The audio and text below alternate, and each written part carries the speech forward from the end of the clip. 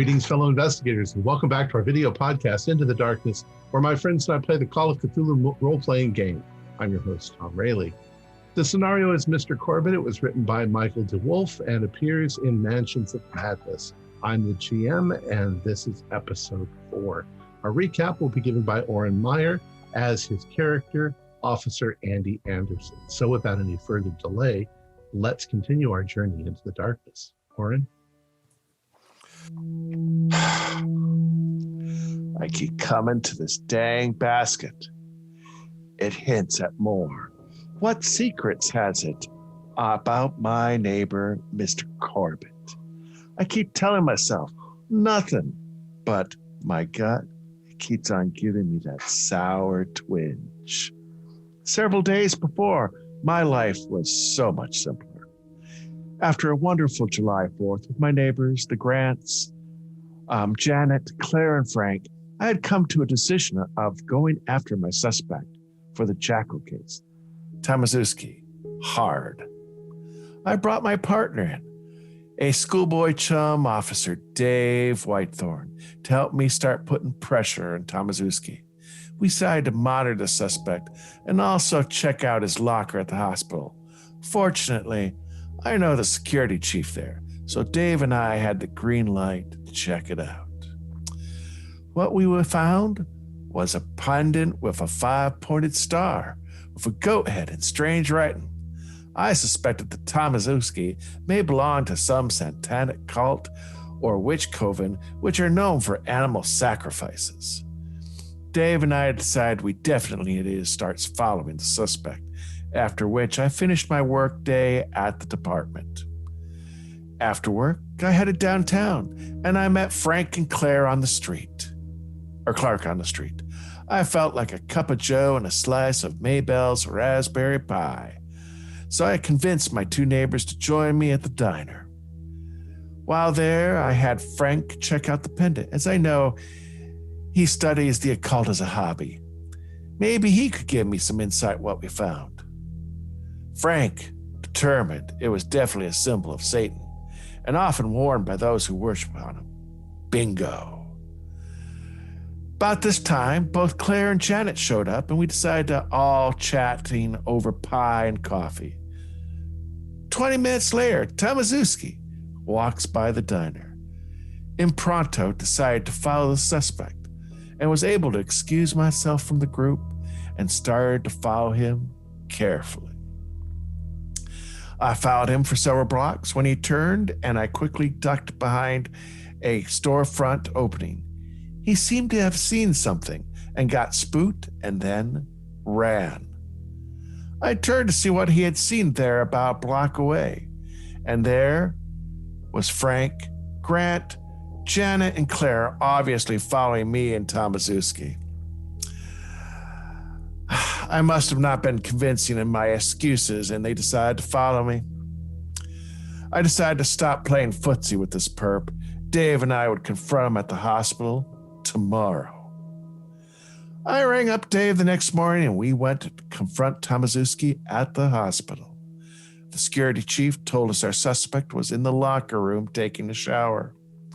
I had Dave block the only exit out of the locker room, and I saw Tamaszewski at his locker, and I decided to apply pressure to him. I barely started in on him when he got this crazed look in his eyes and bolted. I tried to grab him, and then he slipped and crack. And he was no more. And it hit the side of the shower inset.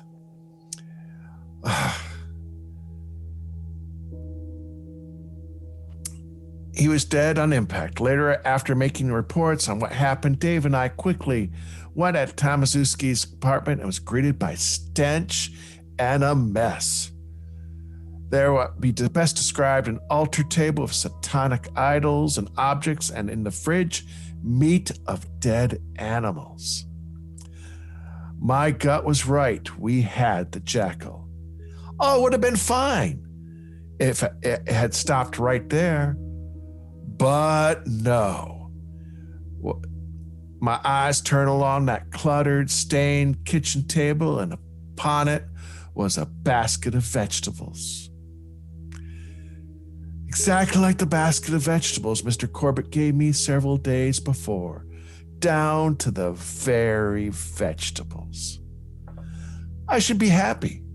The chief has given me a promotion. Dave has been taken off a motorcycle patrol, and even the mayor gave me a call, giving me thanks personally. But when I got home to my house and go into the kitchen to make dinner, I see the basket. My gut is giving me that sour twinge, and I know I will not rest until I found out why one of Mr. Corbitt's baskets of vegetables was in the Jackal's apartment. Excellent. All right. So it's about 6 p.m. then on Friday, July 6th, 1923. Officer Andy is in his kitchen, as he just said. And Dr. Clara, what are you up to? If it's 6 p.m., it's probably about dinner time at my house. So bustling around the kitchen, getting things ready. Okay.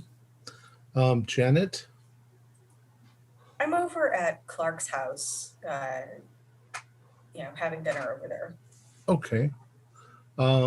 Frank, what are you up to? Most likely having my dinner out on the front porch, along with a pretty big glass of cognac or scotch by me as I'm eyeballing up down the street by Corbitt's place. Okay. And Clark, Janet's over. What are you up to? Yeah, Michelle, my wife's preparing dinner. I'm just getting home from work and very happy to see my sister over. Okay. Oh, what a day. Hey, Janet. And Officer Andy, what do you want to do? Well, after literally tossing the basket of vegetables in the garbage, I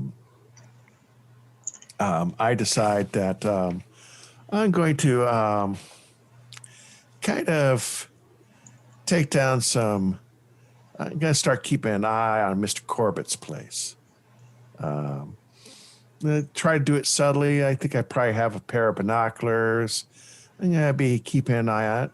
I'm also going to give a phone call to Janet. Okay. You called Janet's house, but she's not home. Oh, well. You figure she probably is at somebody's house. All right. Well, I think I will.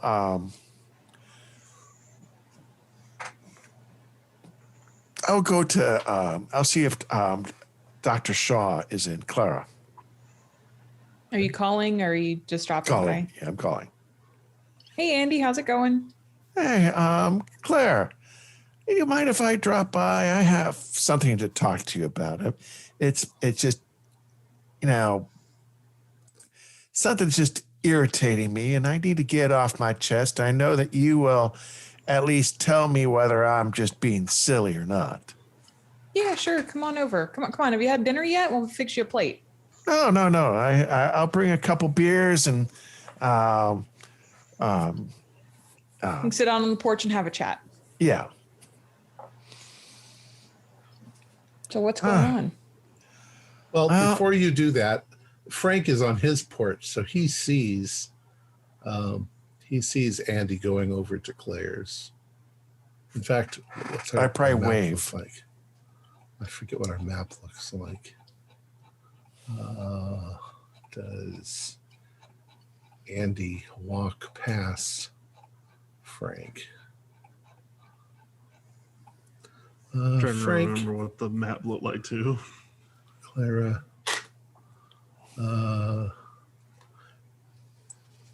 Yes. No, he doesn't. But you do see Frank leave. You do see Andy leave and head towards Clara's. Yeah, we're at the opposite ends of the neighborhood, so he's Right. going to have to cross over everybody's. Uh, It wouldn't be a long walk, but you'll be passing by everybody's house.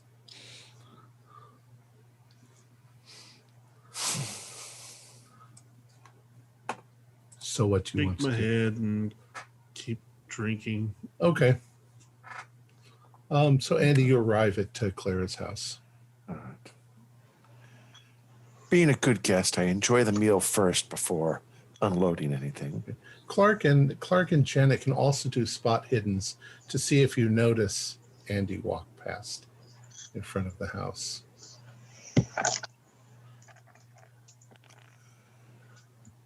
At 95, I'm enjoying my beverages just a bit much. At Janet? 5, I see everything. Yeah. So you see Andy on his way past. He just looks like he's walking. All right. Oh, look, Clark. It looks like Andy is home and out and about. I wonder. Oh, that's good. Always keeping in shape with those walks. I feel safe with an officer like him on duty. Andy, you can do a spot hidden to see if you see Janet peeking out the window at you. Actually, I do. Okay, yeah, you see. I had a hard success.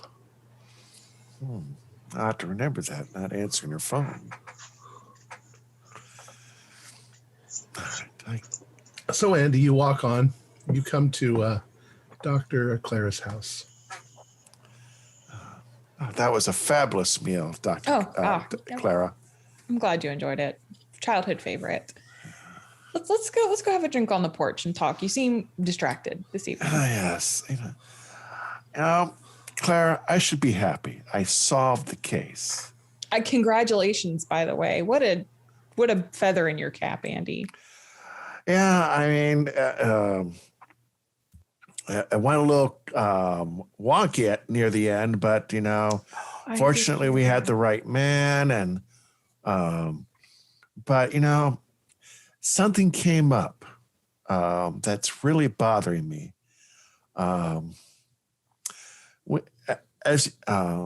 We had found evidence of dead animals in the perp's house, the Jackal's house, in the fridge. That's so upsetting. But that's not what bothers me. I mean, I normally get kind of settled. Expected it, I guess. Yeah. But as I was looking around the kitchen, right there on the kitchen table was one of Mr. Corbitt's vegetable baskets filled with vegetables. Why would Mr. Corbitt have anything to do with a man like that?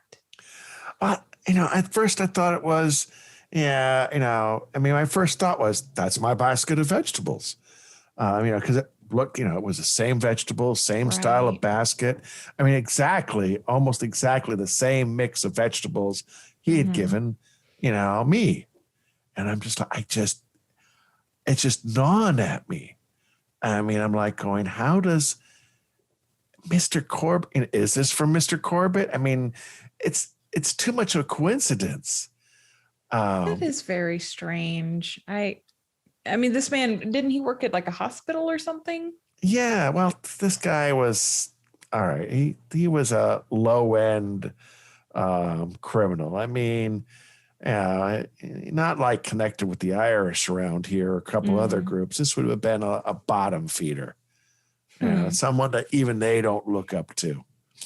What would Mr. Corbitt want with a man like that? How would they even know each other? Well, that's what I thought. And the thing is, the guy did this. This guy that was there had a table set up with idols to, some type of satanic worship. But I was like going, I happen to know that some of these, this area is known for satanic cults and, witch covens. And I'm thinking, usually these have more than one member. And I'm like going, how is, Mr. Corbitt hooked up with this. I mean, am I crazy? It does. Well, let's just play devil's advocate here for a minute, Andy. I mean, I'm logical. You're logical. Yeah, I We're mean, not I we're don't not think, prone to like, flights of fancy, but for a minute, let's just play Yeah. devil's advocate. Mr. Corbitt travels a lot to the Orient. I've heard of cults out that way. Maybe he was influenced by some of that. We've seen that he enjoys religious iconography. Perhaps if he were to be a part of this, I don't necessarily think he is, but if he were to be a part of something like this, perhaps it was more of an academic interest or something like that. It just seems so unlike him. He doesn't even seem particularly religious. To be honest, I really don't know that side of him. I mean, I've always known as just a neighbor. He's always been kind of, right. Like most of us. Most of us don't know some of our inner workings. And, That's true. And, when I noticed the items on the table, some of them were a little nicer. And then I remembered that, his shop does specialize in, idols. I mean, you mentioned that thing that was in his greenhouse, and right. And in his home, he had something in his home. And I'm wondering, maybe the connection is just maybe Tomaszewski and maybe some of the other members have purchased some of the items from. That's possible. That is Mr. possible. Corbitt. But why would Mr. Corbitt be giving him a basket of vegetables? Exactly. Is he that friendly with everyone? I don't know. And I'm just getting this sour twinge, that gut feeling that something's off. I just don't know what. Well, then what do you think? I agree with you. That is strange. What could we do to... I just don't like the idea of invading his privacy by entering his home. I know Frank is so gung-ho about that. Yeah. I don't know what we could do to kind of clear his name in our minds that he has nothing to do with this. Well, I'm going to be taking a look later on at Tomaszewski's apartment tomorrow. See if there's any connections to any other members. That's a good idea. I'm going to try to take care of it from that way. But maybe I know you have a clear head. Maybe you could keep an eye on Mr. Corbitt, see if you notice anything strange, because, Oh, yeah, he's just right next door. Yes, I can do that. I mean, do you think we should bring this up to everyone else? I don't know. I'm a little worried about Frank. I mean, he's already a little bit off on this, if not a lot. And I think this might have him, go a bit too far, if you know what I mean. While Clark, I love Clark, but he sees the good in everybody, and I don't think and plus he's tried to be real close to Mr. Corbitt for years. Janet, we might be able to bring in. She hasn't been, not like Frank. I mean, she's been keeping an eye on things, but she keeps an eye on everybody. She keeps an eye on everybody, though. I don't think she's ever been. She hasn't gone over across the line or anything like that. I think that's just Janet looking through her curtains, I think she would let us know anyway if she had noticed anything about Mr. Corbitt. That's true. Well, do you think we should tell her, maybe another set of eyes on the Yeah, I think so. I mean, it wouldn't hurt. But she's probably going to tell Clark, though. That's true. They brother and sister. I mean, I don't know if she can keep, loose lips sink ships. At least that's what they told us during the Great One. True. I'm willing to risk it. I mean, if Clark wants to get on my case about it, I can say, well, I'm just using her as extra set eyes. I want to know for sure whether that there's nothing there or whether there is. Okay. I think yes. I think we can approach this. We can all approach this logically and intelligently and not get in acting crazy and over our heads or anything like that. No, exactly. I mean, that's why I want to do, especially now that, I've gotten this promotion by the chief. Basically, if we have... Congratulations, by the way. That's good for you. Yeah, well, I'm just happy that my friend Dave finally got off of motorcycle duty. I know he is. All right. Well, thanks, Claire. Of course. Anytime, Andy, anytime. Janet and Clark, what do you do when you see Officer Andy going over to her house? You looked rather concerned about something. Andy, he looked a little worried about something, Clark. I wonder what he looks like he's going over to Clara's house. I wonder what that's about. Oh, well, Andy's pretty sociable. I wouldn't worry about it. Probably just had a hard day at work.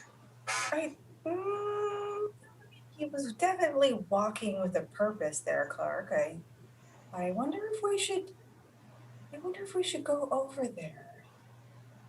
Well, that might be something you can check out. I'll stay here and help Michelle clean up. Oh, okay. Sorry, Michelle. I'm going to just make sure everything's all right. We wouldn't want something bad happening in the neighborhood. And, maybe he tried to call over to my house and I wasn't there. Did the phone ring here? Did we miss it? I'll go over there and check it out. All right. Yeah. If he needs a hand with anything, let me know. I'll be more than happy to come over and help, but just let me know.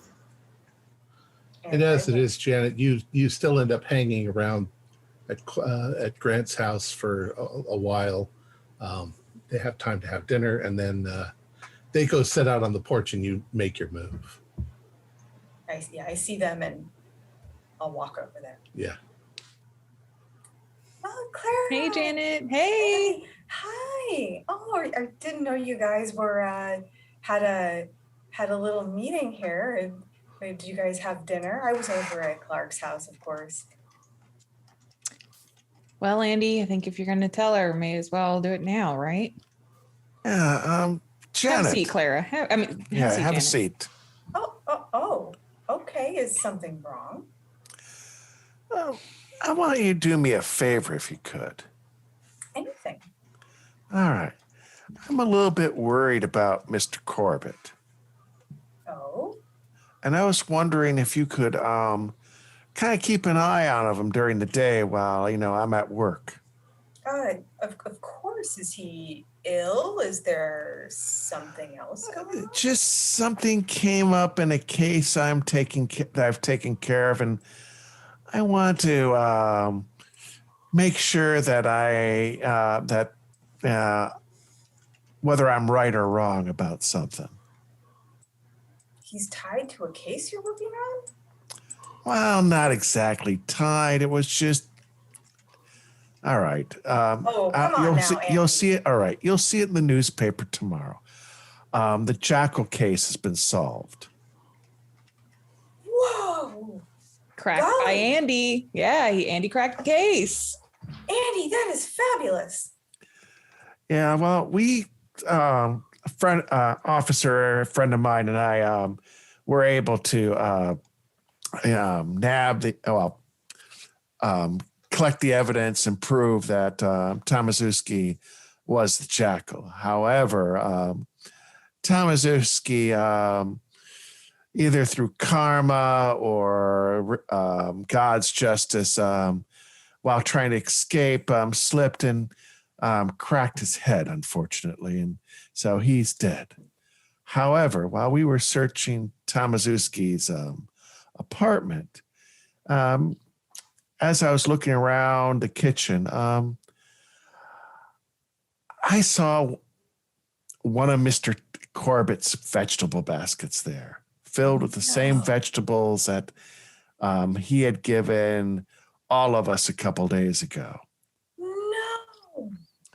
I'm fairly sure it is Mr. Corbitt's basket because, it was the same type of basket and it was almost the exact same mix of vegetables. And it's just too quinky-dink to, it could be something innocent, all right? We could have sold him something. Maybe, this guy had done him a favor a while ago. I don't know. But, just to satisfy my gut, I just would like you to kind of keep an eye on him. I'd really appreciate that if you didn't let Frank know. I've been concerned about Frank, and he's been taking what he saw a couple weeks ago a little too hard. Yeah. Beth's become more and more concerned about his behavior over the last couple of days. Of course. I am the soul of discretion. Mm-hmm. And so, just keep an eye. If you notice anything during the day, just let Claire and I know. And, what I'm trying to do is slowly collect it. If I'm wrong, hallelujah. But if I'm right, then I'll deal with it. Let's just not lose our heads here. Yeah, be careful. Don't do anything more than just observe. I mean, keep it on the low key. On the down low. Yeah, I don't want, remember, I just don't want to see anything happen to any of you. And, that's something more important that I, as an officer, should deal with if it comes down to that. Of course. Well, I will certainly keep an eye on things. And think of it this way: it might give you material for your next book. Oh, undoubtedly. Mm-hmm. Yes. Well, and you might not want to let Clark know either, your brother. Oh no. Discretion all around. I like Clark, but I've noticed that he's been trying to be a bit too chummy with Mr. Corbitt, and I'm worried about him, seeing things with a, balanced look. He sees only the good in people, my brother. Yes, and that's what I love about him. I wish I could, but if there's one thing the Great War told me is that's not exactly always true. The dark underside of the world. Mm-hmm. If there wasn't that, we wouldn't have much to write about in fiction. I would really prefer if we didn't have to write about it, to be honest. All right. Well, thanks, Claire, for dinner. And Janet, keep an eye out, all right? And I'm glad that you came over. Will. Yeah. All right, Clara, have a good evening. You too, Janet. Have a good evening. And I will hurriedly walk back to my house.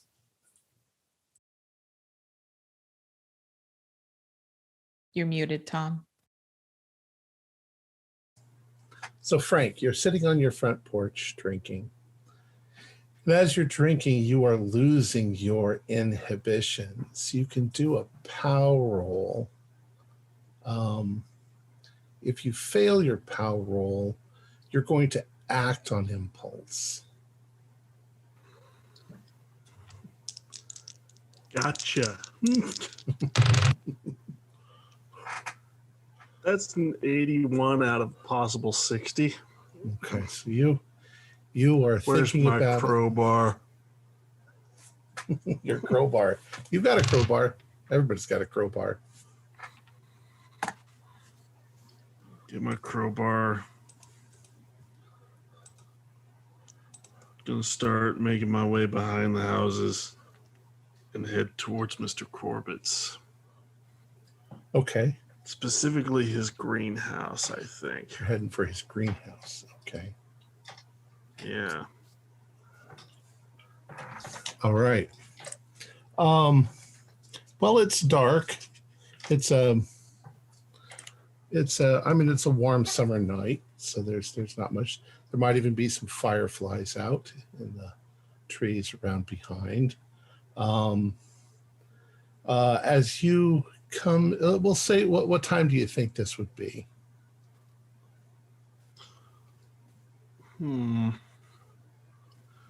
It'd be dark, probably. So say 9 o'clock, 10 o'clock? 9 or 10. All right, so somewhere in there. So lights are still on in people's houses. And as you're coming up around behind Mr. Corbitt's house, you can see that the second story lights are on. So he's up there, but the bottom story lights are not on. And the greenhouse is just out there in the middle of the backyard. There are no lights inside it. I mean, there are lights inside it, but they're not turned on. Then maybe if I see lights in the first floor, I'll know when to leave. Okay. That'll be my cue to run for my house. Okay. All right. So you come up to the greenhouse. To give you a clearer picture, it's actually got a brick foundation, and the brick wall comes up maybe 2 feet, and then there's ironwork that attaches to that and goes up to make the top with glass panes that have all been whitewashed. The front door is actually the kind that opens outward, and it's large enough that you could push a wheelbarrow through the door. So it's wider than a normal door, but it is padlocked with a chain. Like a good, proper greenhouse should. Right.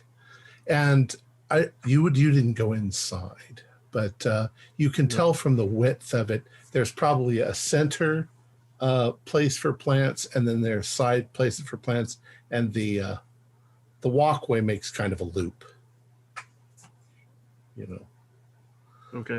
But like I say, it's padlocked. Why I brought the crowbar. Okay. Gonna try and jimmy this door open. All right. So do a strength roll. Okay, strength. Here we go. It's a 50-50 shot. 12. That is not quite in a critical success, but Okay. it's a hard one. So you put the crowbar tongs into the lock, and you start pushing it down to twist it, and it makes a slight popping noise, and the lock opens and the chains fall to the side. What would you like to do? Look up to the second floor, make sure that I'm not hearing any noise. Actually, I should probably. Nope, I don't hear anything. All right. Pop open the door. All right, you Let's open the step door, inside. and you're immediately hit by a wave of heat and all sorts of pleasant, flowery smells that come out. It's also very steamy. I don't know if your character wears glasses or not, does he? He does not. Okay. So your glasses don't fog up, but they would. Your clothes start to stick to your skin because of the humidity. Mm-hmm. What do you do? Describe yourself. You can go around to the right, around to the left. He's gonna go around the right and make his way around, kind of in a circle and amongst the plants and stuff. Okay. And he's going to be searching through some of the soil and seeing if his personal theory is right, that he's possibly using body parts as fertilizer. Right. Go ahead and do a spot hidden.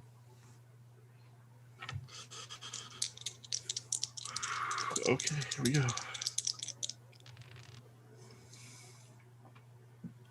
8. Right. With a 25% spot hidden, you just hope for the best. He's got a lot of seedlings and things that he's growing, and as you're sort of rummaging your fingers through the soil, you realize that the soil's pretty fine. If there was bone or something like that in there, it's been completely crushed. So you don't really find any evidence like that. If you start smelling things, everything smells like soil. You know, maybe a little manure in there too. But you're in the country. That's not such a terrible smell. Do a spot hidden for me. Another one. Here we go. That one I botched. I got a 73 out of 25. All right. His greenhouse is organized. You can see he has specific plants growing in one spot and then a different kind of plant in another, and multiple pots of sometimes the same thing over and over. And none of it you really recognize. He's not, this isn't the time of year to start vegetables anyway, so he doesn't have any seedlings of vegetables growing. Those are obviously already grown and out in the garden. Mm-hmm. What do you want to do next? We'll say that you're on the right-hand side, maybe about halfway down, and you're looking at things. You didn't see the golden idol, but you heard about it, right? I heard about it, and I think Frank might have seen pictures that were taken by yeah. Dr. Clara. So you can see that that's on the very end. He's going to actually go towards that. Okay. Go towards the plant that possibly holds that thing. Okay.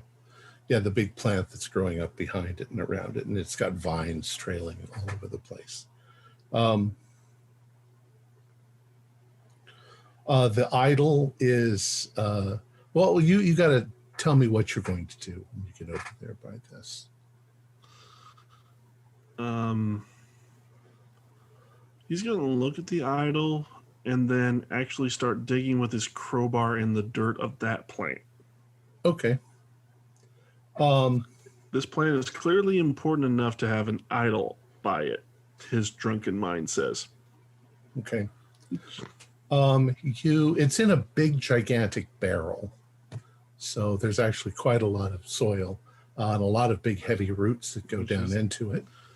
You start digging in. Well, you're looking at the idol first. And the idol is made of, you're pretty sure it's wood, but it's covered in gold leaf. It's fairly heavy. It's not attached to the pedestal. You can remove it, but it seems solid. It doesn't seem like it's a hollow statue. And you can tell that it's gold leaf because if you rub really hard in a certain spot, you can see the gold rubs off. It's more akin to gold paint than it is to actual gold, but it is actual gold. So you start digging around in the soil. Do a spot hidden roll. Here we go. Barely passed with a 23. Okay. You do find odd bits of things. At first you think they're bits of ceramic, maybe. But it could be smashed up bone. You're not sure, but bone meal is sometimes used in plants. Do a listen roll.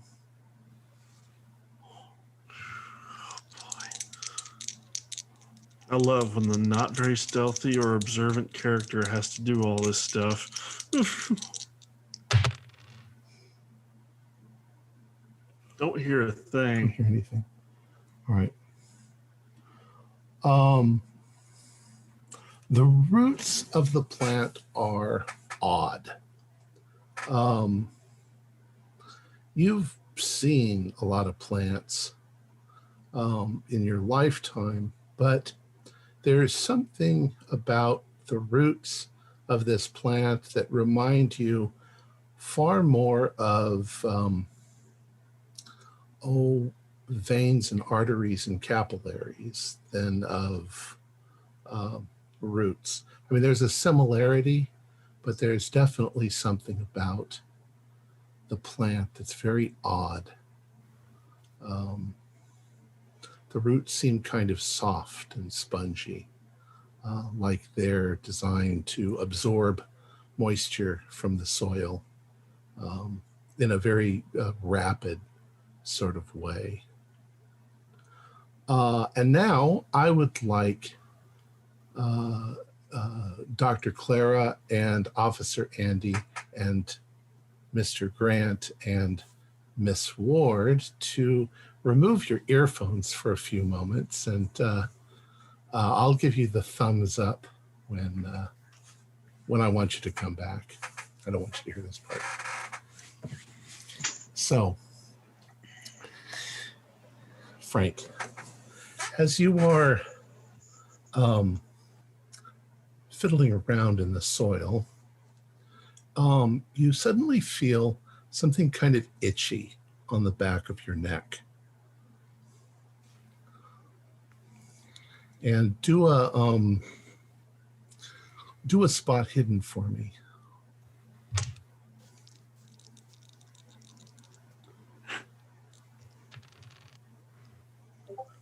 12. 12. All right. That's You feel something itchy. On 25. You feel something itchy on the back of your neck, and you suddenly look up, and the entire plant, all of the flowers are open, and you're pretty sure that they were all closed up, like flowers close up at night. They're all open. They're all hovering right over you, and little white, flaky pollen is raining down all over you, and you seem to be covered in it all of a sudden, as it's almost a cloud of this pollen comes out. And at first it's itchy, and then it starts to burn, and you suddenly feel waves of nausea come over you, and you almost at this point want to tear your clothes off because it's starting to burn very badly, and you're finding it difficult to breathe, and your skin on your hands and arms where they're exposed are starting to turn black, and you fall down onto your knees, and you're clutching at your throat as you're gasping for air, and you fall over sideways, and you're laying on the ground, and you're staring at your hand, and you're watching your hand liquefy and turn to kind of a black goo, and slowly, rather quickly, and in great deal of pain, but unable to scream, you go into the darkness, and that is the end of your character. You are a pile of goo on the floor. So I hope you have a secondary character, that your wife. You can play your wife. That was actually the one I was gonna do. I did not think Frank was gonna die this quick. So I'm gonna have to actually make her. Well, make her, and she can come looking for him in the morning. Does that sound like a good idea? She thinks he's wandered off. I'll try to do it quickly. All right.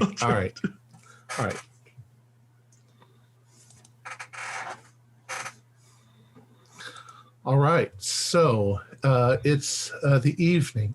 Officer Andy, did you want to do anything this evening, or do you want to wait until tomorrow? You are muted. Sorry, what time did I finish dinner?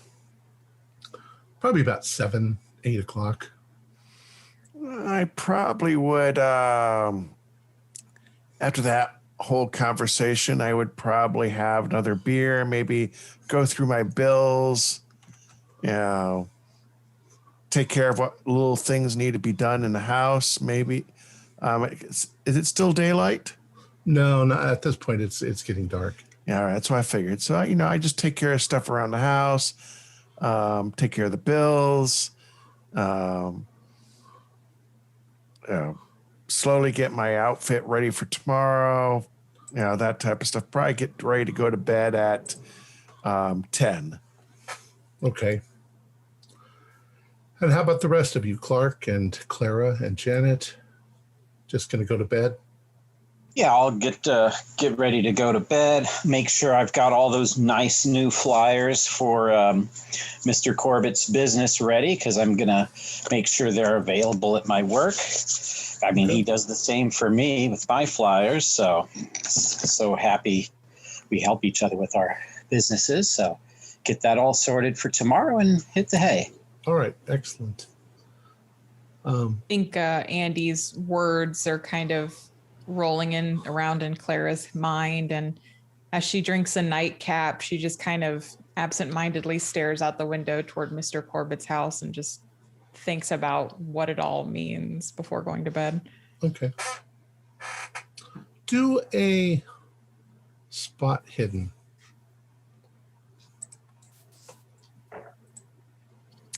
46. I believe that is a success, but let me check. I'll spend the point of luck, make it a regular success. Okay. You think, you're not sure, but you think when you glanced out your window into Mr. Corbitt's yard, you think you saw something move inside of his greenhouse, just a shadow, no light. And then there was nothing. You didn't see anything after that.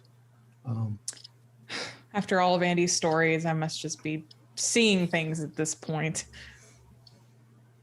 Okay. I'm just going to go to bed. Yeah. All right. So the next morning comes. Let's see. Clark, you wake up. It's this is now July 7th, Saturday. What's a Saturday? Yeah, I'm not going to take these flyers in. I'll probably just take them in on Monday. There's no need. Business actually, I think will be open today for just a half day, and closed on Sunday. So yeah, later on in the afternoon, I'll just have a leisurely breakfast with Michelle and maybe do some gardening out front. See if any of my neighbors are up and around. You have employees, so yeah, they usually handle things on your day off. But yeah, if you're going to go in half day, that's cool. Not a whole half day. I'll just drop the flyers off and come back. That'll be after I do a little morning gardening first. All right. Janet, you're up. What would you like to do? I am sitting in my front room watching Mr. Corbitt's house with the blinds just open a small amount. Not too early, because that would be very rude, but kind of at what you would consider the appointed time. Mr. Corbitt appears. You see him actually coming around from behind the house. He goes towards his shed. You see him probably getting his mower, and he's going to mow his lawn. Now, my guess, 1923, it's one of those push mowers, yeah, with the blades. So he does, you're used to seeing this every week. It's your Saturday's usually his gardening day. Do a spot hidden now.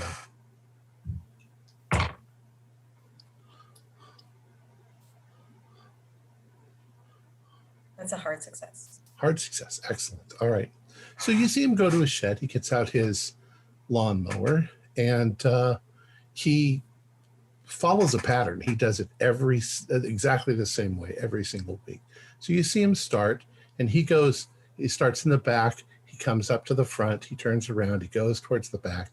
He comes back towards the front.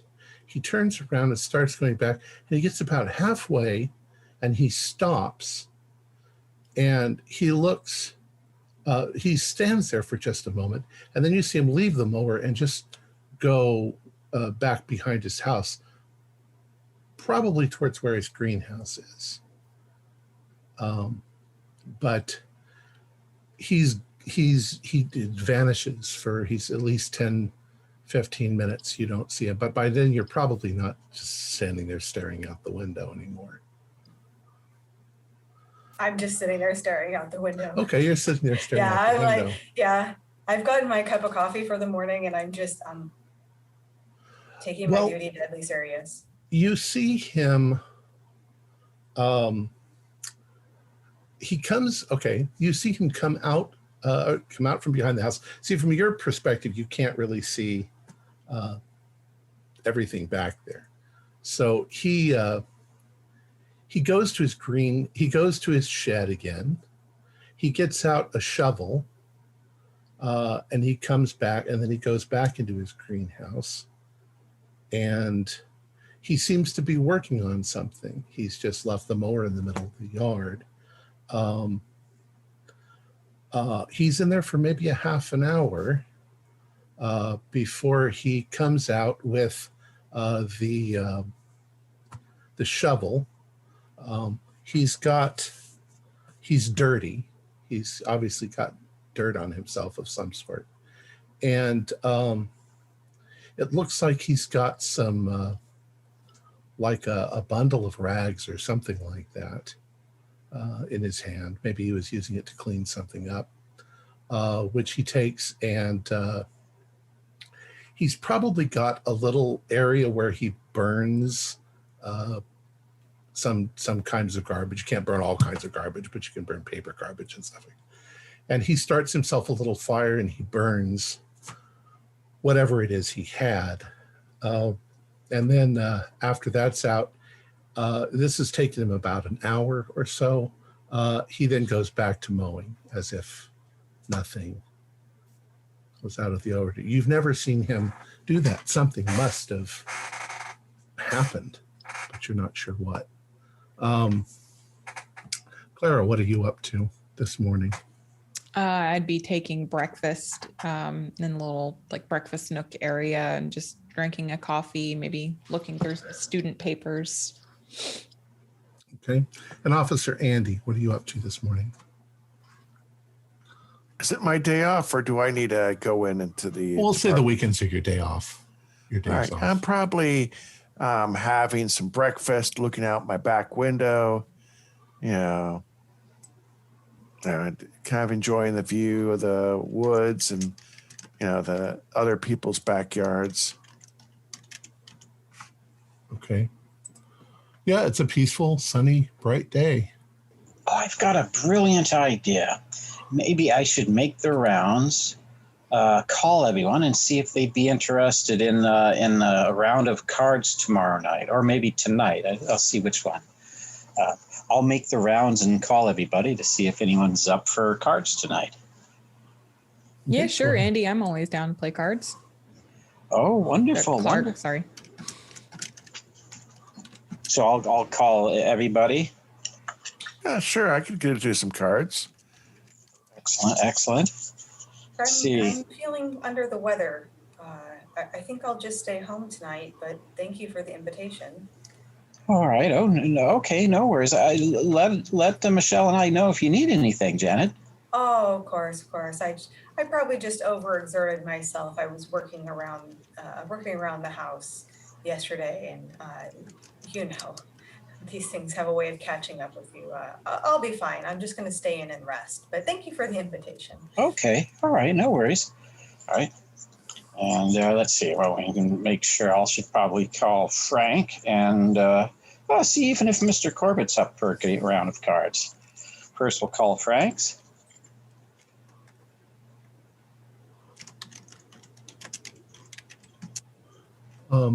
There is no... Hello? Well, yeah, Frank's wife answers. Oh, hey, Bethany. Oh, hey, Clark. Yeah, I was wondering, would you and Frank be up for maybe a game of cards tonight over at our place? I'm sorry, I've not seen Frank. He didn't come in this morning. I thought he maybe went to work early. Oh, yeah, with his job sometimes, with the mortuary, I bet.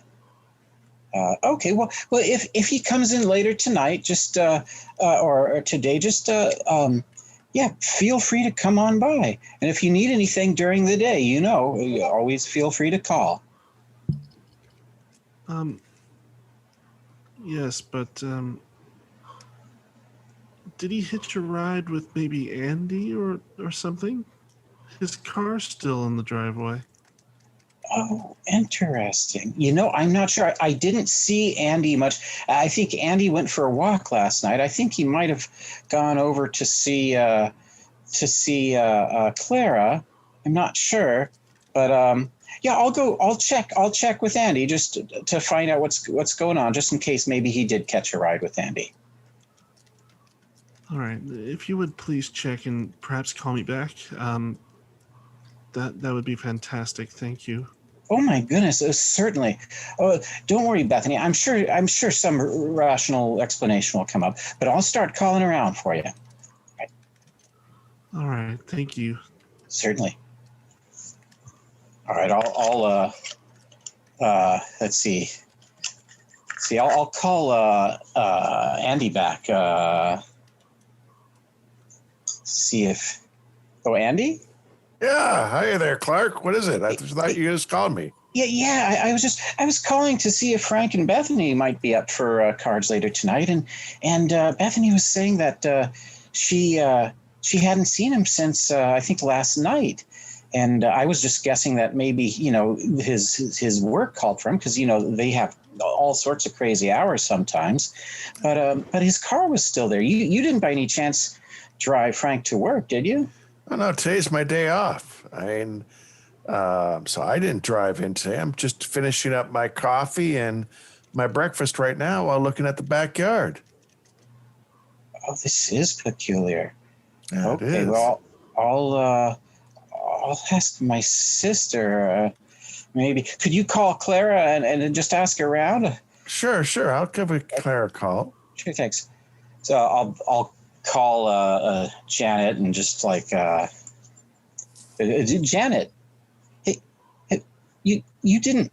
I'm sorry for bothering. I know you're trying to rest, but you didn't drive Frank to work real quickly late last night. Bethany said he disappeared last night. We were thinking maybe he went to work for an odd schedule or something, but his car's still here. Him and I haven't seen him. Oh, that's really weird. I'm a little worried now. That's not like him. Maybe somebody from work or the hospital came to pick him up. Yeah, I'll call his work and see. Was there something for him to do last night? I don't know. I'm not sure. That's very strange. Let me know if you hear anything. Okay, will do. Claire? Ring. Yeah, Andy, what's up? Hey, Clark just gave me a call. Told me some strange information. It seems that he was, he's going to try to get us to get there for cards. He called Frank and Bethany's, and Bethany says that she hasn't seen him, and his car is still in the driveway. Last time I saw him was last night when he was on his porch. What time did you see him last night, Andy? When I was coming over for dinner, and then afterwards when I walked back home, he was still out there. Last night I was having a nightcap and kind of looking out at Mr. Corbitt's house and thinking about it, and I thought for a moment I saw something moving around in his greenhouse, but I kind of chalked it up to a trick of the light. There were no lights on inside of, trick of the moonlight. I didn't see any lights on inside the greenhouse or anything like that. And I think Mr. Corbitt's lights were off in his house. Maybe it was late. And I just kind of wrote it off thinking my mind was playing tricks on me after all the stories you told me. But I wonder if... You don't think Frank... Frank has been so erratic lately. I don't know that. I mean, he was talking just the other day about breaking into Mr. Corbitt's home when he wasn't home. Oh, no. I hope he didn't do anything foolish. I mean, now... Yeah. Maybe we should get together. Clark seems to be concerned if he called you back. Maybe we should get together at Clark's house and Yeah. Let me discuss this. Yeah. Okay. All right, so you're all going to go to Clark's? Yeah. Right, As they arrive, I'm on the phone trying to call the city morgue where Frank worked. And I'm passing by Janet's house. Like she's kind of on the way. So I'll, kind of get a little wave, kind of like gesture. Clark, you get the city morgue. No, Frank has not been there this morning. That's really concerning. Do you know when his next regular shift is? Monday. All right. Well, if he turns up, could you please give us a call? He went missing last night, and and his wife seems really worried. So I'm a little worried Sure. too. So Sure. thank you. Right. Bye. No word? Well, that's not good, guys. He hasn't shown up to work either. I'm not sure what's going on. Andy, could he have gone on some kind of tear last night and ended up at the police station? Now, I could give a phone call, see if he showed up. Maybe he's in the, In the drunk tank or something? Yeah, let me Clark, can I use your phone? Of course. All right. Yeah, he kept going on about Mr. Corbitt and wanting to look into it deeper. I saw someone moving around in the greenhouse last night. Arkham's Police I thought it was a Department. trick. Yeah. Hey, how's it going, Sam? This is Andy. Oh, hey, Andy. What's up? Hey, you didn't get our friend Frank Adams in the drunk tank last night, do you? Oh, Or Frank picked him up for Adams? No, something? there's nobody in the drunk tank. Oh, okay. That's odd. I mean, all right.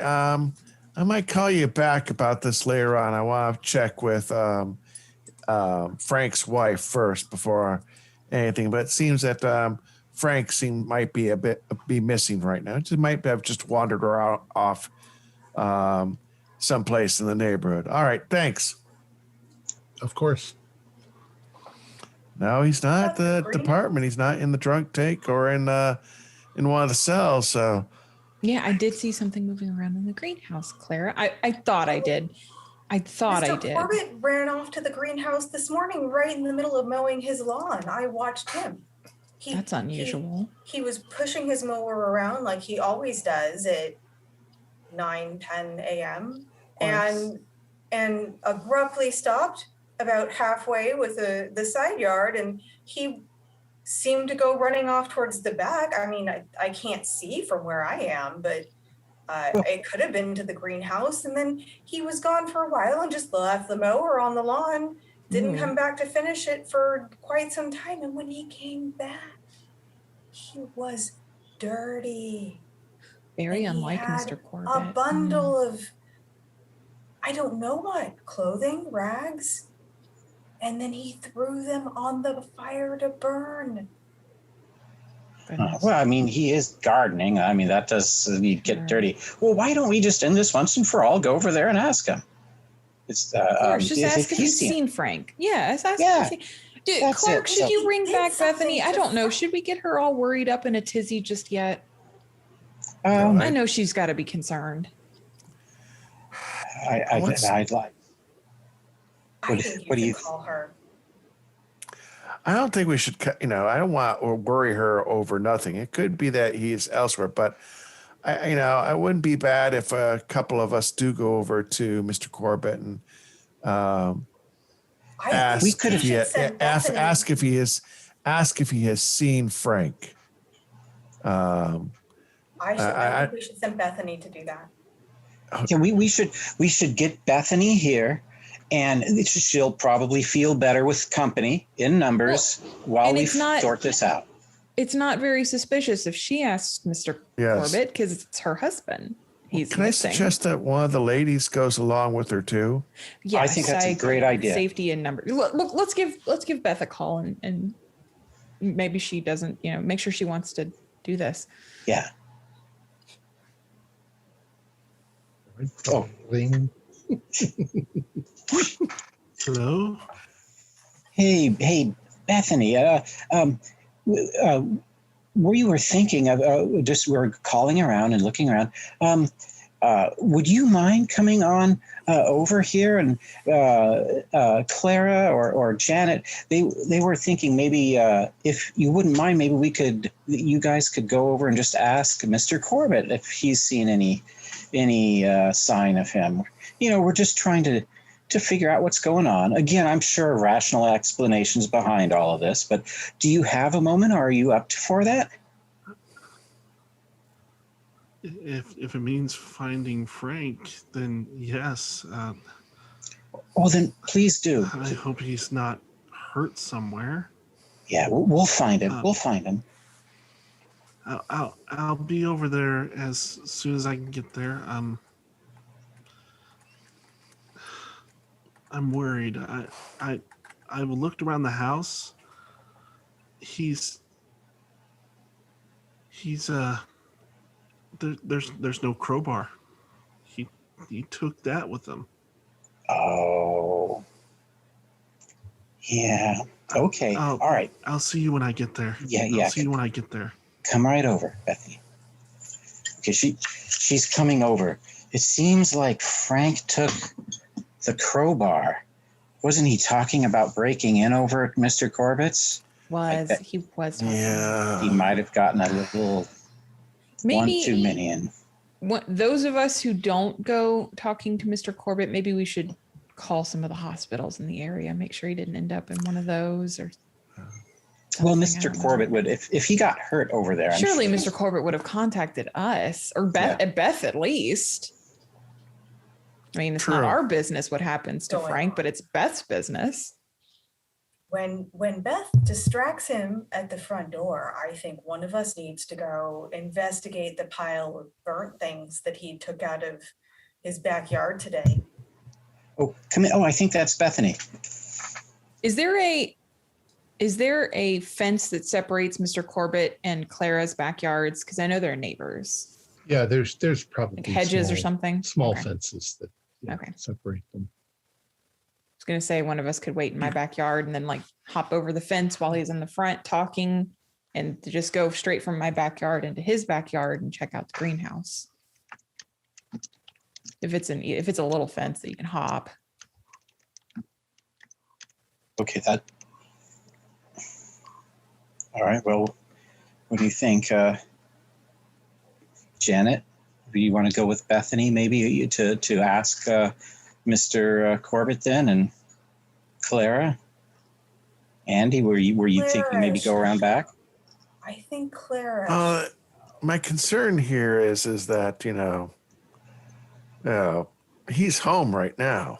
I mean, I'd say if we're gonna check it out, Janet, doesn't he have her usual routine on Saturdays? When he leaves the place. He does have a usual routine, but it's mostly Sunday gardening. He goes for the drive. He goes on Sunday. It's Sunday so that he goes for the drive. I guess I could go over there and check it while you guys have it busy. Let me get to my side. Let me get to my house first, and then be out in the backyard. And then when you guys are over there, I can go over there to check out his burn pile. I think that's a good idea, Andy. I'll take a little bucket with me too, maybe, and a shovel, and bring some of that back and check out maybe what he burned. Myself and Beth are going to go ask Mr. Corbitt, front door, have you seen Frank? Who's going around to the back? All right, Andy. I'm Janet, going what are you to gonna do? Yeah, I'm going to be on the lookout. Okay. Now, Mr. Corbitt is in his yard gardening. So he's not going to come to his front door.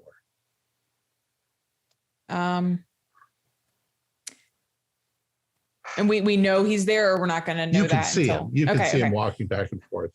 He's finished mowing his lawn and he's raking up some perhaps leaves. Beth and I should make a show of knocking on the door and then calling out Mr. Corbitt, and then maybe he'll hear us and come around. I'd feel very nosy just waltzing into his backyard like I own the place. So at least the niceties of like knocking and being neighborly. Would Mr. Corbitt be on the left side of the house in the garden, or the right side of the house in the garden, or in the back of the house in the garden? Because there's a whole house to block sight. Right. He's probably working on his vegetables, picking vegetables at this point, tomatoes. And that's in the... That's from if you're at your house looking across the street, that's on the right hand side.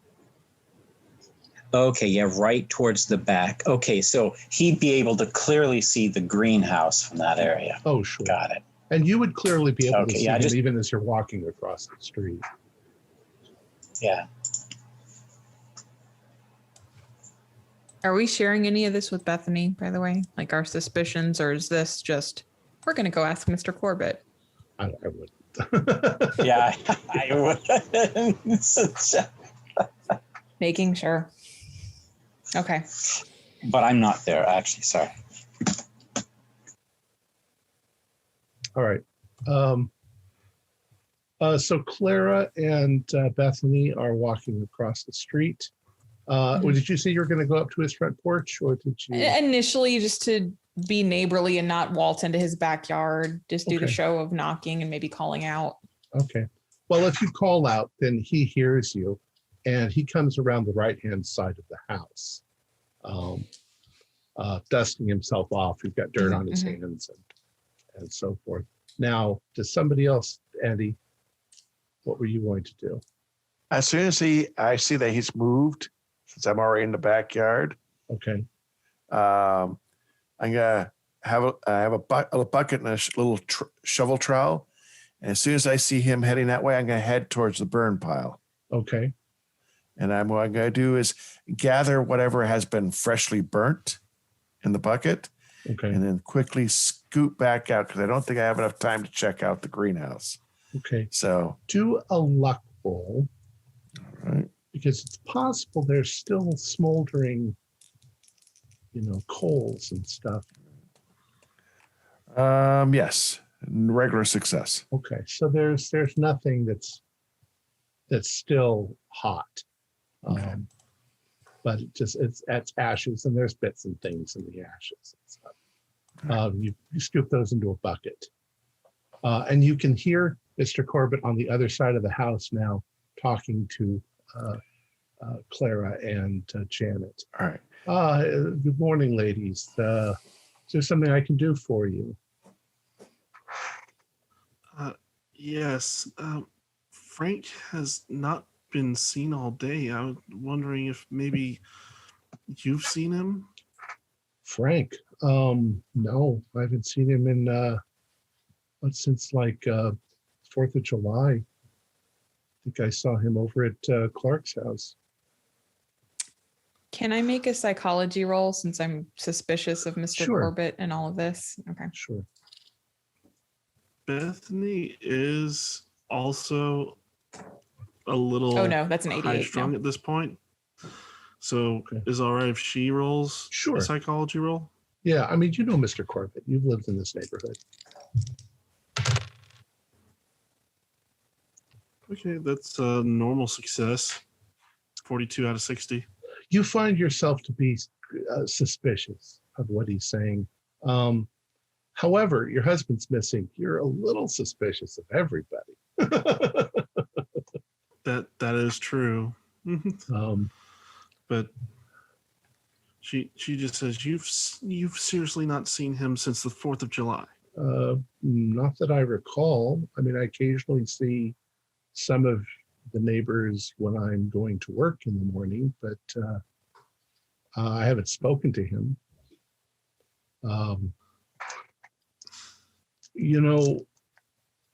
Most of the neighbors are quite concerned with his overindulgence in the spirits. You understand, the alcohol. Yes. What was he doing last night? He was staying out on the front porch. He said he needed to get some night air. Well, no, I haven't seen him. I'm not sure why he would come over here anyway. Well, we're just asking around the neighborhood. We're very, very concerned. We've called around a few places we thought he might be, but nothing yet. Just any Well, Frank little is clues or ideas would help. So Frank serves a very important purpose in this neighborhood. He buried my wife. yes, he did. And a terrible loss, Mr. Corbitt. I am so terribly sorry for that. Well, it's a long time ago, but We all remember your wife very fondly. I'm sure Frank's fine. He's probably in town or at work or somewhere. Perhaps so, yes. There's nowhere he could wander off to. And if he did wander off, he'd sober up. come back. You didn't see anything last night or anything? Nothing No. strange? No, ma'am, nothing at all. I was upstairs in my study reading till about 11 o'clock.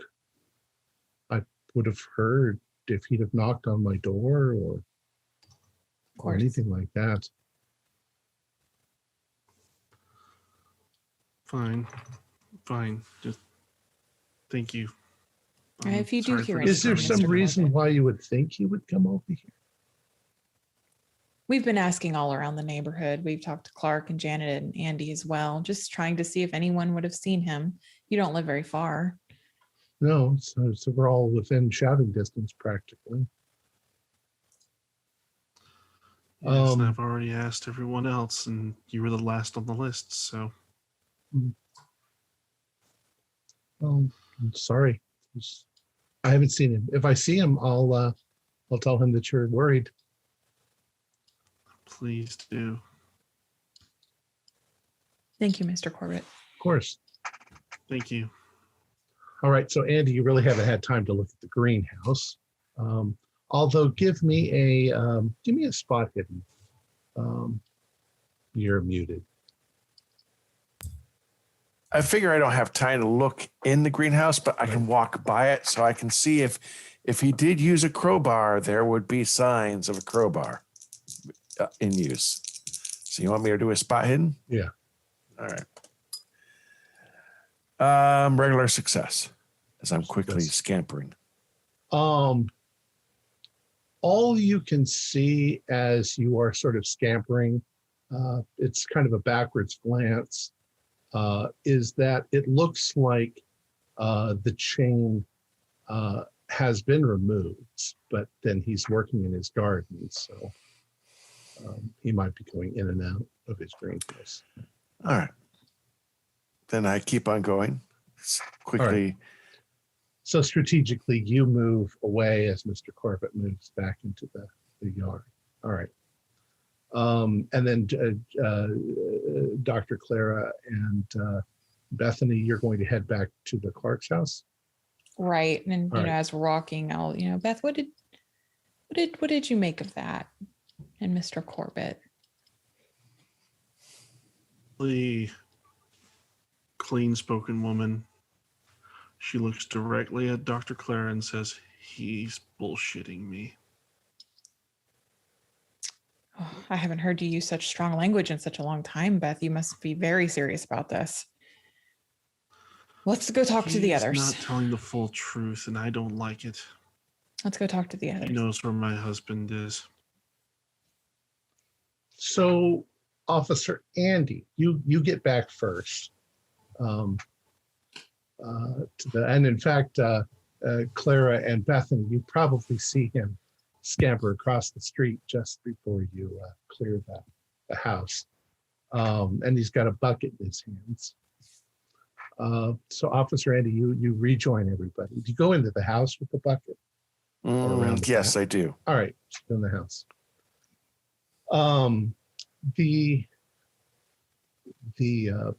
The ashes have an odd smell. Not an unpleasant smell, kind of a floral, sour sort of smell, citrusy sort of smell to them. But without much difficulty, you do pick out what seem like some bits of burnt cloth. Though they're damaged, you can't really tell what they're from. Any buttons? Any metal? Do a luck roll. Certainly suspicious, Andy. Yeah, just barely passed. Yeah, not really. You don't find any buttons. Buttons are probably made from, could be made from Bakelite at this point. Mm-hmm. It's highly flammable. It just would have gone up. No bits of metal.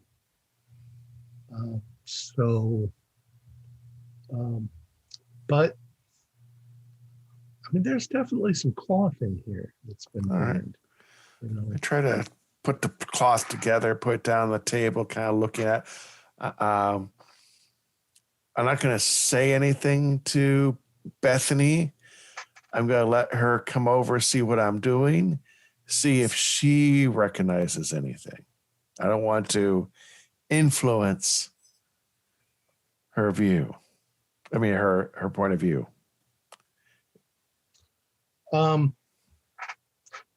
Bethany, do an ID roll.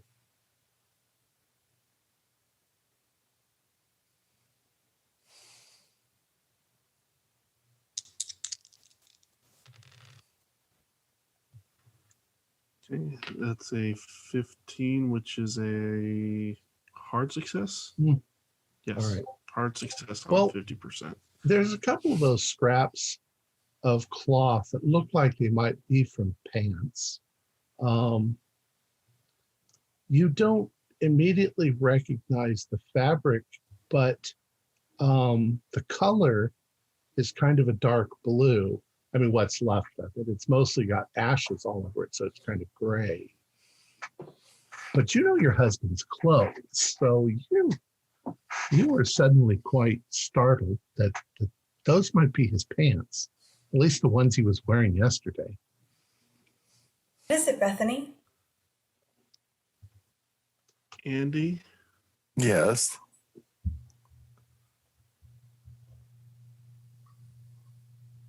Oops, she went silent. We can't hear you. Why are my husband's clothes in Mr. Corbitt's burn pit? Well, I wasn't sure about the fabric, but now that you have indicated that could possibly be the fabric from his pants, I don't know, Son of Bethany. a bitch. Go over there and arrest him now. Now, Bethany, I only have circumstantial evidence. This is not clear-cut evidence that, I have some bits and pieces. A good district attorney could say, well, that could be from any fabric. I'm not saying that I believe you, but we're going to need more than that. Now, Corbitt Has goes to be on a back there Sunday somewhere. drive, doesn't he? he goes on a Sunday drive. We can check out his greenhouse that I noticed the chain was missing. And you said he took a crowbar, and we all know he wanted to get into that greenhouse. We could check it out tomorrow. And now ordinarily, I am the first one to say we should not be prying into people's business. But this here, if Frank is hurt over there, we can't be waiting a whole day. That's true. I agree with you. Find a way. We need to find a way of getting in there now. He brought those from the back. I saw him carry them over to the burn pile. Gotta still be alive. He's still. All right. I don't see his rings. He always wears his wedding ring and his Mason's ring. I don't see them here. He's got to still be alive. All right. Okay, so here's what we can do. I can go. Let's see. We can find a way of getting him to go to his work. What can we do to do this? I'm just thinking of a way to get him out of the house to his work. You could tell him there was a break-in. He has people working for him. They'd call him first if there was a break-in. Perhaps we could buy something really large that they need to call him about. I tell you what, while you guys discuss this, I'm going to go over to my house, and I think this might require some of my official equipment. I would hate, especially on the heels of a promotion. Could Andy maybe arrest him on some trumped up charges? And I mean, you'd have him for at least a little while before you had to let him go. But I hate to do that to your reputation after you just got a promotion, Andy. You know, that's a problem. He has too many connections in town. Well, Is that a yes, big but problem? if you take him in, you'd at least an hour. You'd have him at least an hour before he pulled those strings. But I don't want to jeopardize your career. It's not that. Do you have? You've got a good friend in the department. Was that David? Yeah. Maybe you could have him call him down to the office. Yeah, I I could don't do know. that. Actually, that's cutting so many corners. I don't know what type of clout you have there, but just an idea.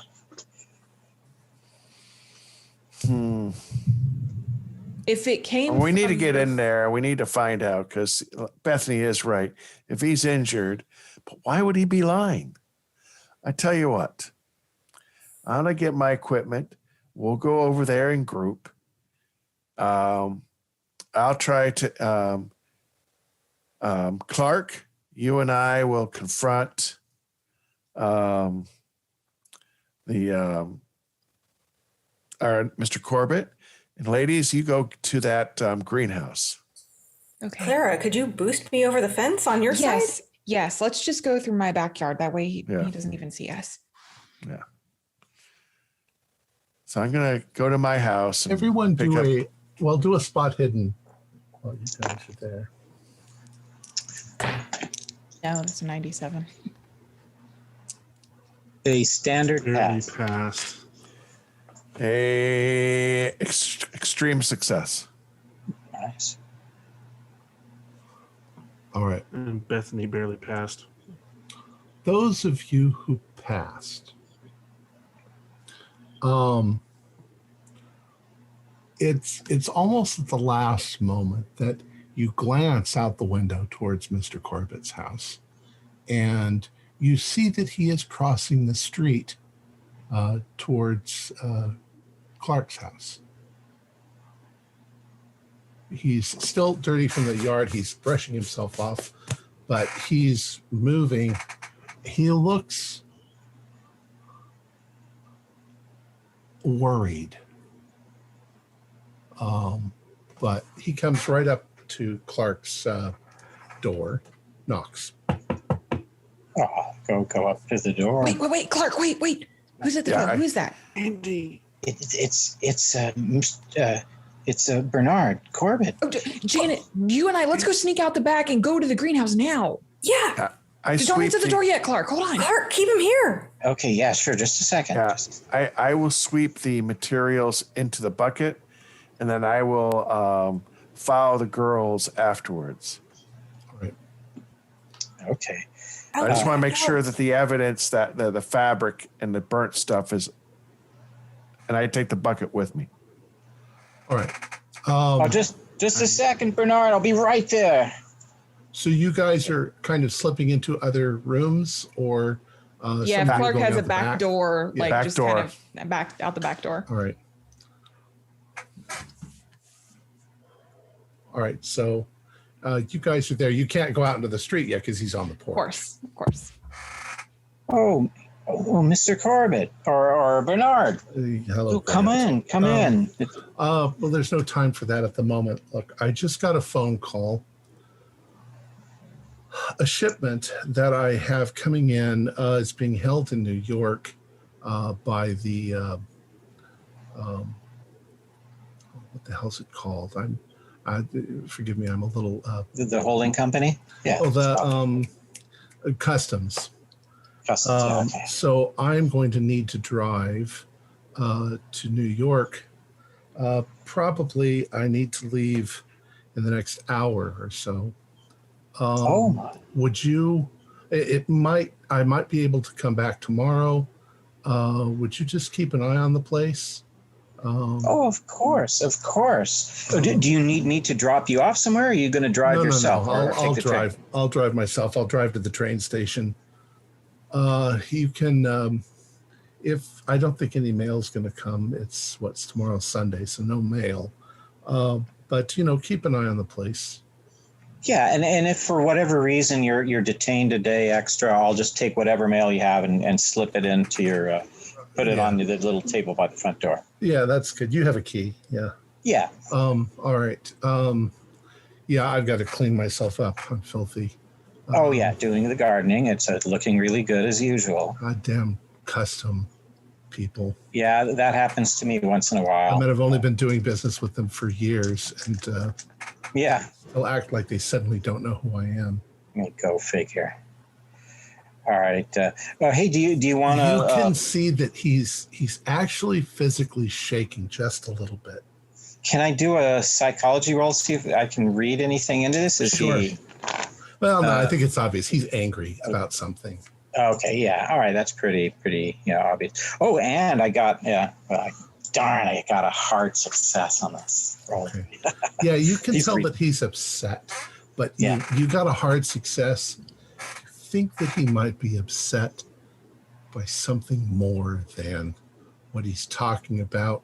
You're not even 100% sure that this makes any sense if he's making this up for some reason. Obviously, he has to go somewhere. Yeah. So he says, thanks, Frank. You're a great guy. Thank you. Okay. So in a slightly elevated voice, so others will hear, don't worry, Bernard, I'll take care of your house for the rest of today and the weekend. Yeah. All right. Thank you very much. And he turns around and goes back to the house and goes back inside. And so what do you guys do?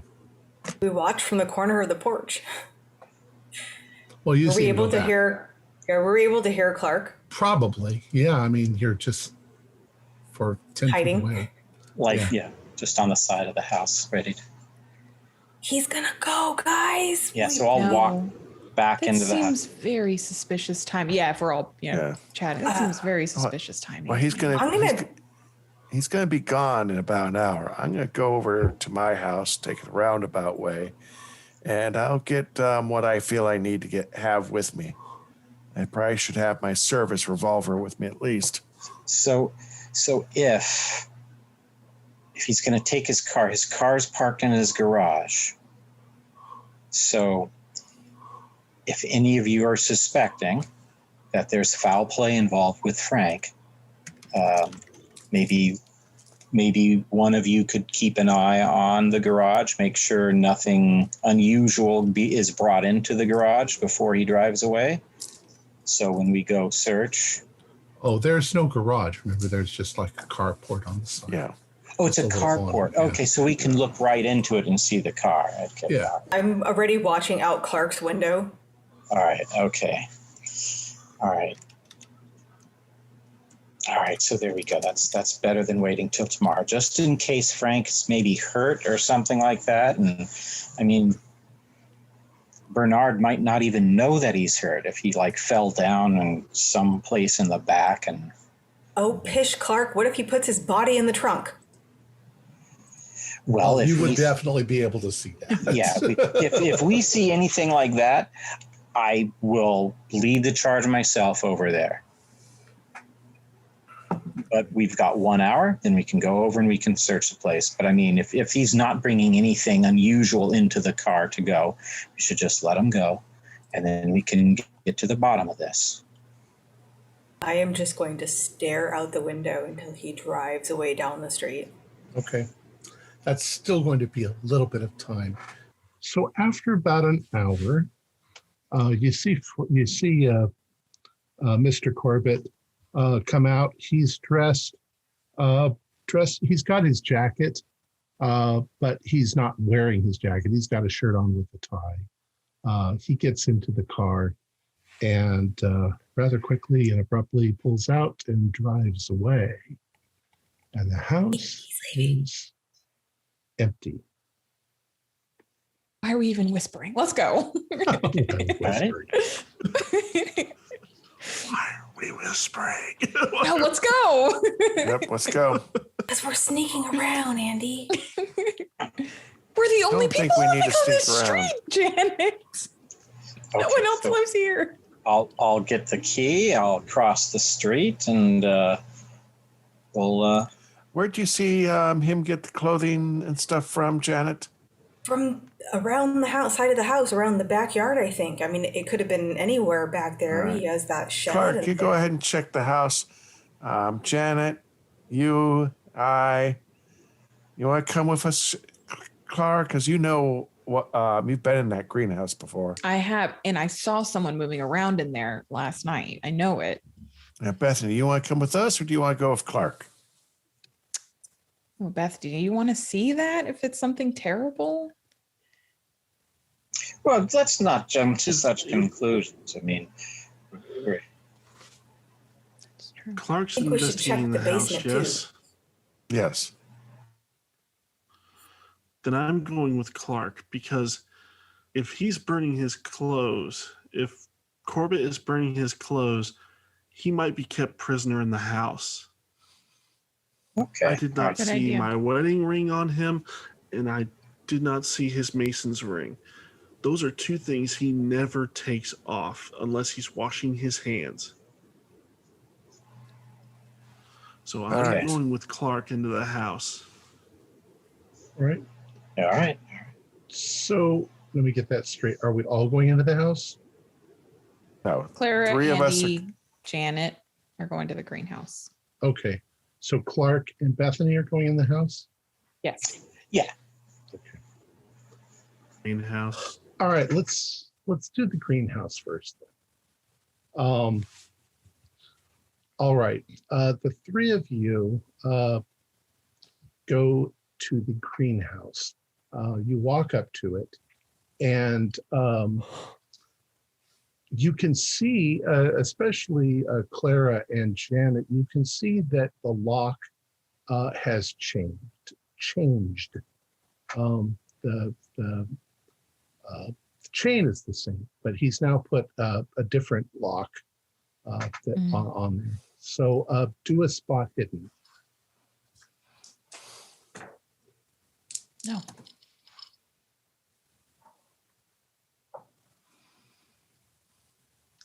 Oops, you went quiet again. It's a regular success. Okay. And Officer Andy, nothing? Okay. Janet, you look down, and it takes you a second to sort of rummage around with your eyes, but you see the glint of metal. And when you reach down, you find the sort of the twisted hasp of the previous lock. Looks like it's been bent. It must have popped out of the lock and fallen on the ground. I hand it to Andy. Look around. Is there any tool I can use to pop the lock on this one? There's no tool here. All right, I'm going to go right over to his shed.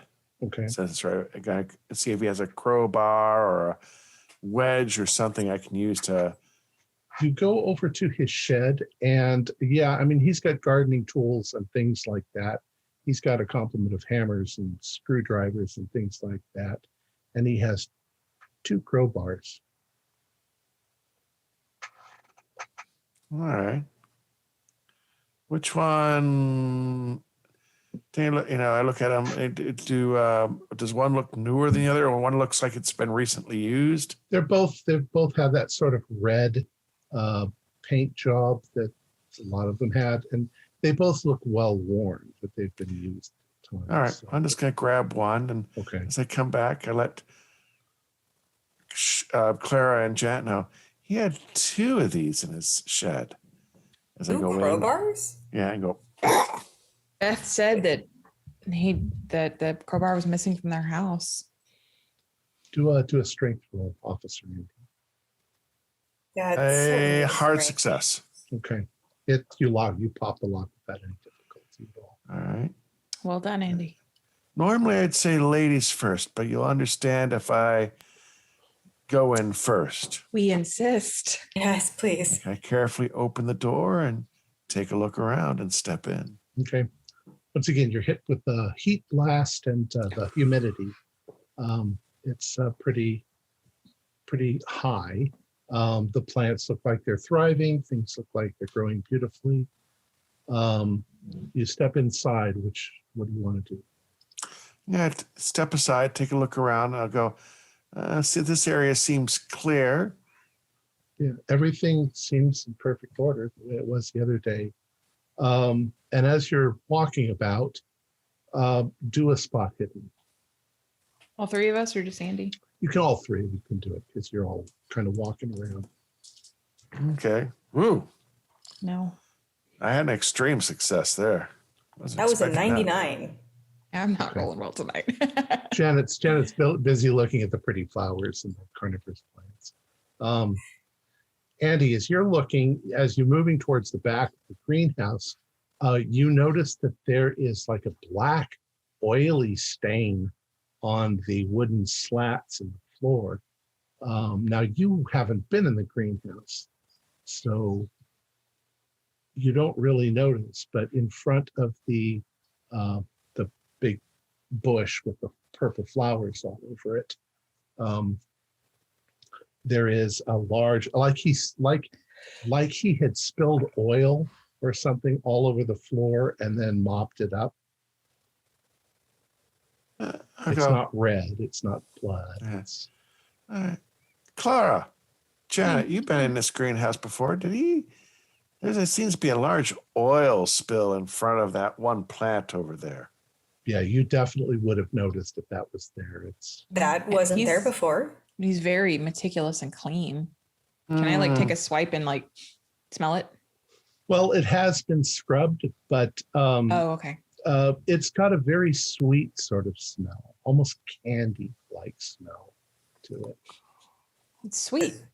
Thought it was like Sweet. oil, but it's yeah, like I almost want to lick it off my finger. I'm not going to. Oh. That would be foolish, but it smells very sweet. That's strange. Perhaps this flower secretes some kind of like I'll a poke my finger up into one of the flowers to see if it smells like it has like the nectar. It smells the same. Do a luck roll.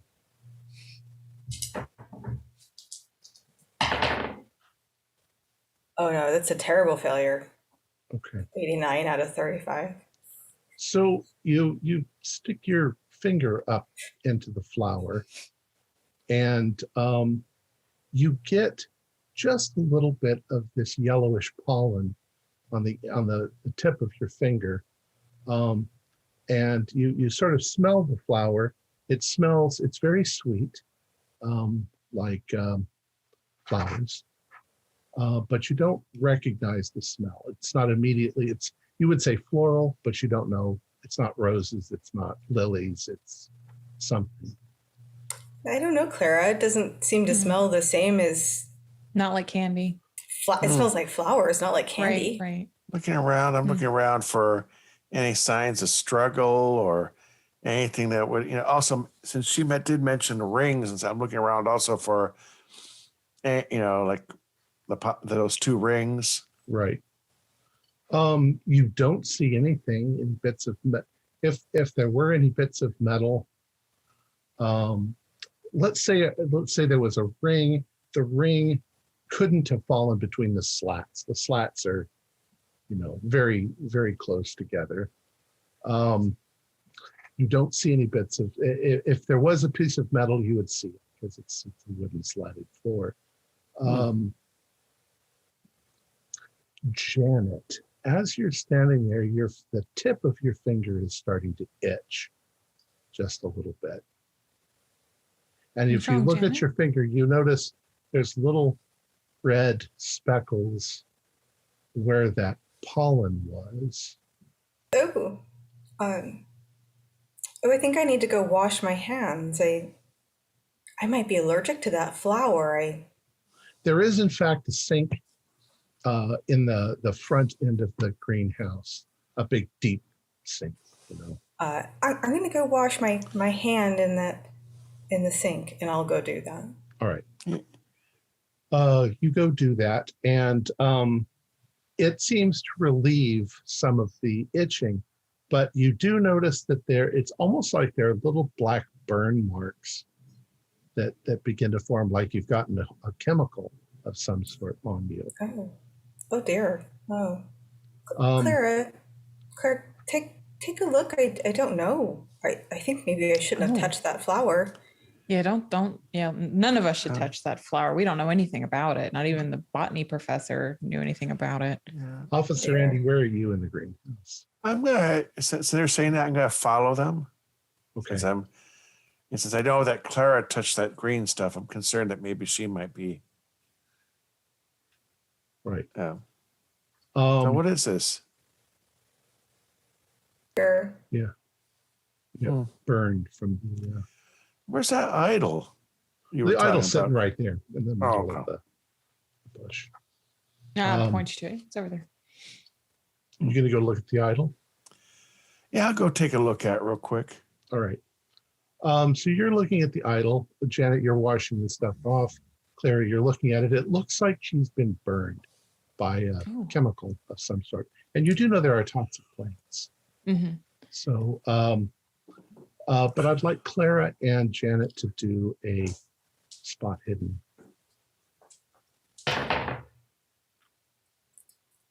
I even switched out dice and still didn't get anything. 36, that's better. That's a regular. Okay. Clara's looking at your finger. Janet, you're looking at her. You look over at Officer Andy. And as you look at Officer Andy, you suddenly notice that all of the purple flowers on the vine are doing this. And they're slowly turning towards where Officer Andy is standing. Clara. What's wrong? What's wrong? Clara, the flowers. The flowers. You said they moved before. You see it too. Andy, move away from the plant. Andy. All right, move away. All right. And they stop moving. What was it? This is going to sound unbelievable, but it's like the flowers of the plant were moving in on you. But as soon as you moved away, they went back to where they were before. No, they just we both stopped saw moving. it. No, they stopped. Look! Don't you see? Don't they look closer to you than they were before? Did I notice that? Well, I mean, you definitely notice that they're all pointing right where you were standing. Yeah, you're right. Oh my God! I will take a few steps forward. Okay. And I'm going to see if I'm going to move to like a slightly different area from where Andy is. Andy, watch them. And I'm going to step like off to the side to see if they track me. Okay.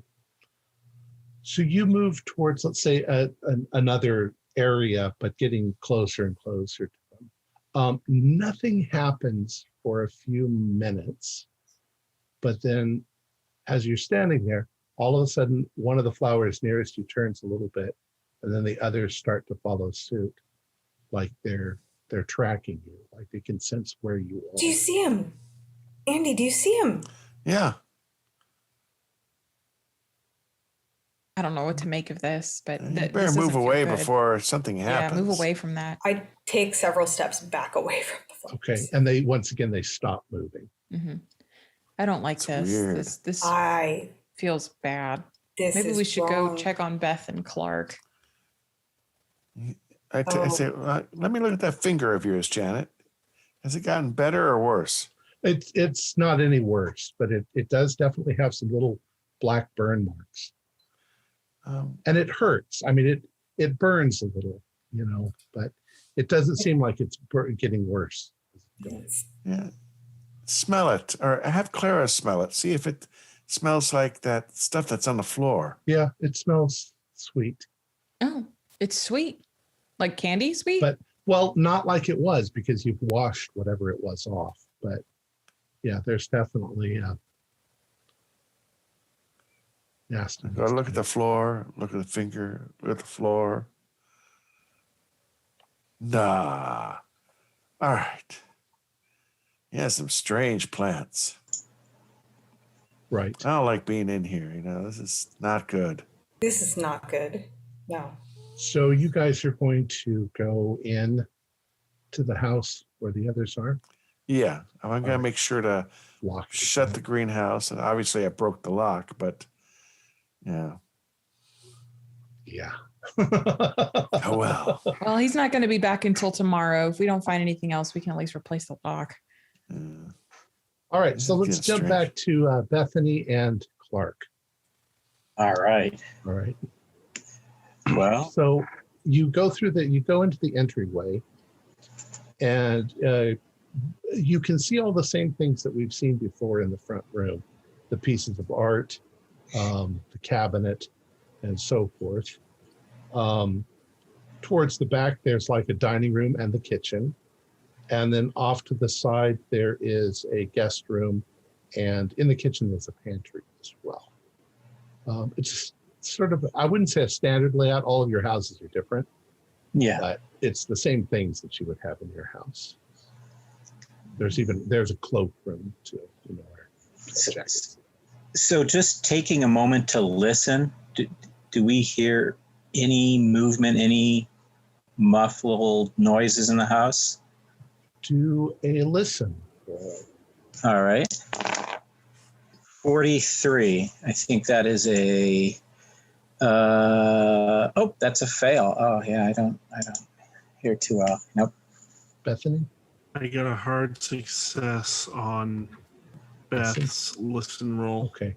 So listen, Bethany hasn't been in Mr. Corbitt's house, like you have.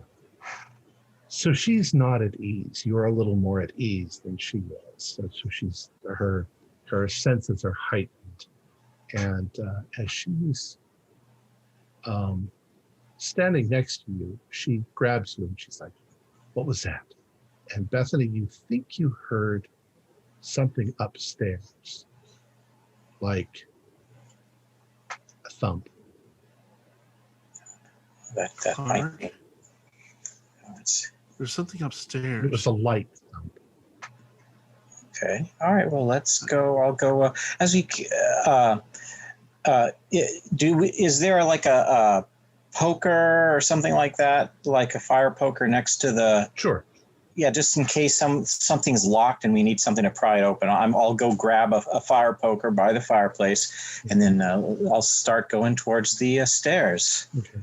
Shall we say that you guys have looked around at everything down here on the first floor?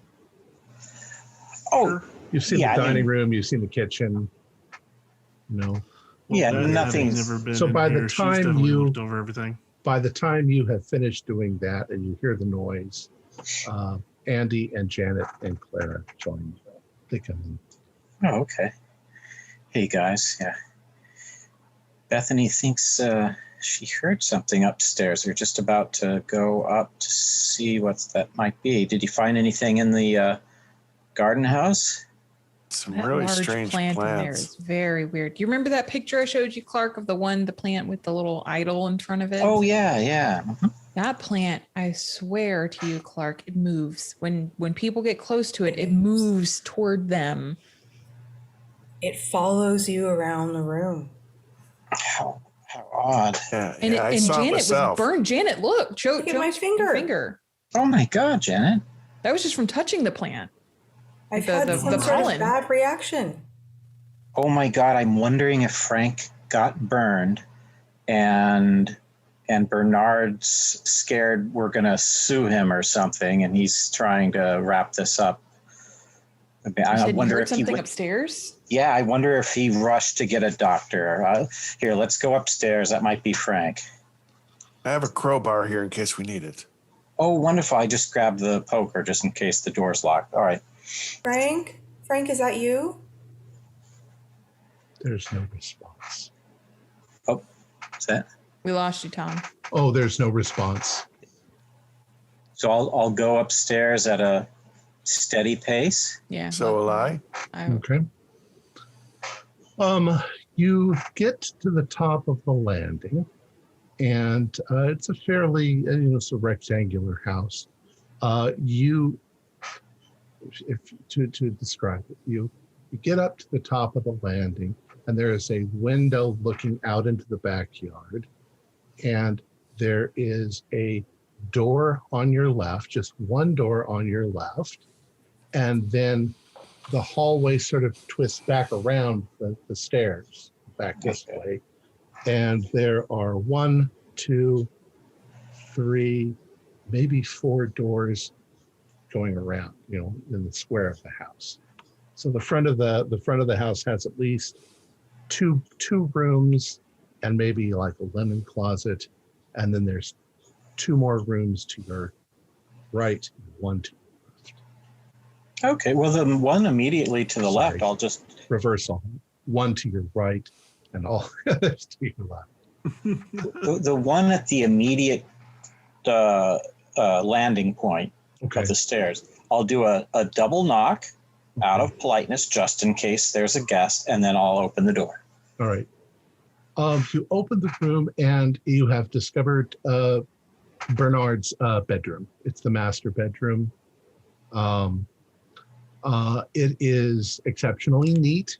There is a large bed. Do you guys all sort of file in? Yeah, Looking I'll- around. I'll stay in the hallway, keeping an Okay. eye out. You Through the You window look too, inside. in case Corbitt comes back. that's a good idea. You look around inside the bedroom.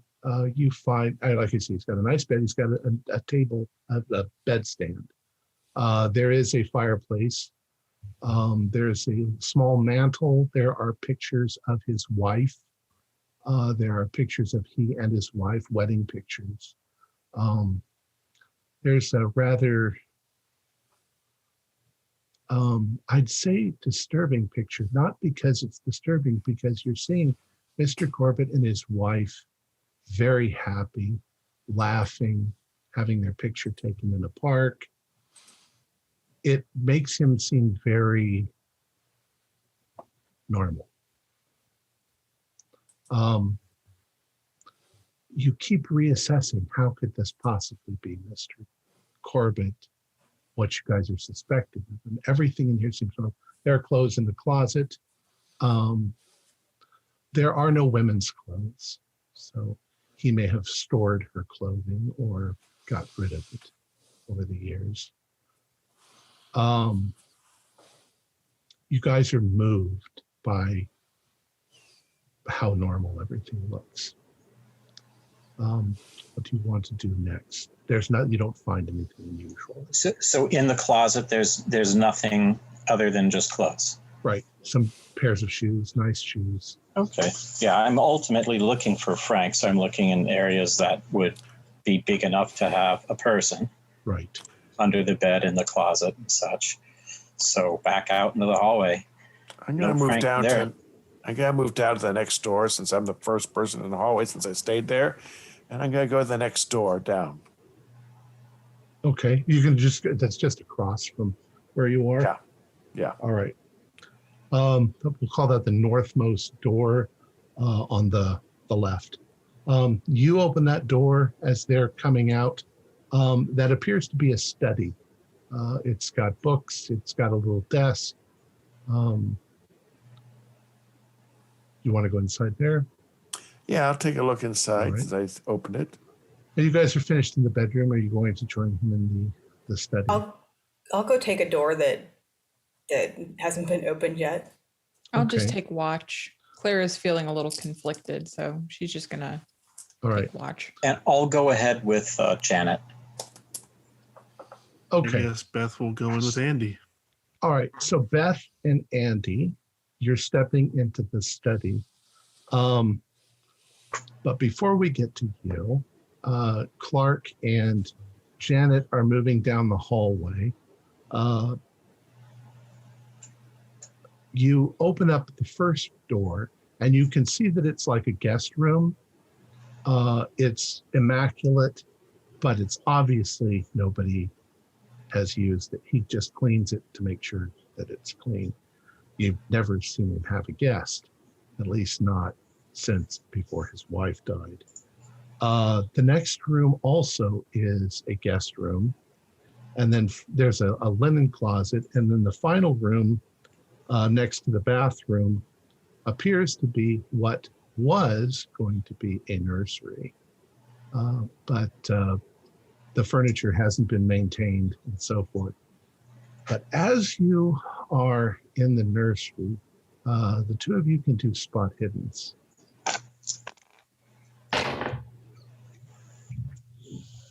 98. 73. I'll push that if I can. Okay. 25. Okay, that's good. That's a hard success. All right. Janet, as you are looking around, you maybe inadvertently move the crib a little bit. And when you do, something underneath it moves. And like a flash of lightning that makes you both yell and scream, something comes out from underneath that bassinet and runs into the hallway with a clump like this. It's small. It's maybe only 2 feet high. There's a flurry of black hair, and the feeling you get is it's almost like a cat, but it's definitely not a cat. It's something that you can't really describe it. You don't get a good look at it because you jump so high when it moves. Andy, you hear something. You hear them scream, of course, and you see something quickly move across the hallway and into the opposite bedroom. And then there's a kind of a squeaky noise that sounds like an attic door being pulled down, and some thumping, and then you can hear thumping up above you. So you're all suddenly startled by Janet and Clark's scream. You guys can do a sanity roll. Ooh, 40. That's a pass. 37 to pass. Clara, you also saw something move. Yeah. 21. So that's a success. All right. If you succeed, just don't take any points. If you fail, take 1 point, just for being startled. What was that? I don't know. It was small. It was hairy. I don't know, like a small dog or a cat, big cat. I don't know. Huge rat or something. What I don't think it was a cat. It was terrible. I don't know what it was. I've never seen anything move like that before. I step into the bedroom it ran into. Knowing what I heard, I look up near the bedroom ceiling. Does there seem to be an attic entrance there? Oh yeah. Well, you have to come all the way from the study back down the hall. Yeah. They're much closer. But yes, when you look into the room, it's another empty guest room. But there is an attic, a pull-down attic thing with a ladder that extends, and that has been now pulled down and extends. So it's open. It's coming down into the room, and the attic is open. Oh, did it? Yeah, Clark, I heard something go up in the attic. Yeah, I heard the same thing. Something scurrying around up there. It was probably that thing. It's. I mean, if you're gonna go up there, be careful. I don't know if it's a rabbit, raccoon, or a dog, or go up there. I got the crowbar ready here. I don't think I need to use a pistol on a raccoon, but I'll go up there. Why don't you, Clark? Why don't you, in case it tries to come back down the stairs, you be ready with that poker. Okay, I got. Yeah, I'll get a good. Excuse me, ladies. With the poker. Be careful, Andy. Oh, do we have so I did bring my police harness. I'm gonna pull out a flashlight. Okay. Yeah. Unless there's a little light thing up there. Andy, Officer Andy, you go up the stairs. Is anybody going to go up with him? It's kind of half ladder, half stairs. All right, Andy. You go up there. There are a number of boxes, trunks, things stacked up, old furniture, and so forth. Exactly what you'd expect to see in an attic. Unlike the rest of the house, up here, it's kind of dusty, Expected. And it covers the whole top of the house. Do a spot hidden. All right. 05. Wow. Okay. You see in the dust, there there is something quite odd. You see a human footprint. You see a number of human footprints moving away from the door off into the dark shadows of the attic. But when you look, it's only a left foot. There's not a right foot. There's a little stump on the other side? No, nothing at all. It just and they're in alignment straight ahead. You also see a couple spots that look like handprints. Nice. Are these man-sized hands or child? They're adults. Yeah, definitely adult size. All right, I put the crowbar. I pull out the pistol now because there's obviously something up here. Hey, Are you saying any of this? Yeah, I've seen some footprints here, but it's only 1 foot, but they're fresh. So I'm going to come halfway up the ladder just so I can be at the entrance. I'll still block Clark, the entrance, but I'm not. Clark, come up here. I need you to be up here just in case. Just be ready. I'm going to start. I start heading towards where I see the footprints going. Okay. Flashlight in one hand, revolver in the other. Right. It's definitely left a clear trail where it's gone. See what I mean, Clark? Yeah, this is really weird. Be careful. I'll stay right here by the hatch, the door down. Are any of the ladies want to poke their heads up? I'm going to look around for a candlestick or something that I can grab because I did not bring anything with me. Okay. There's nothing directly where you are. But you walk back down towards the study, since there's a lot of things in the study. In the study, there is another outlet for the fireplace. So there is a poker that's next to it. And as you look around, you see there's quite a few books and things. One in particular, well, it's not one.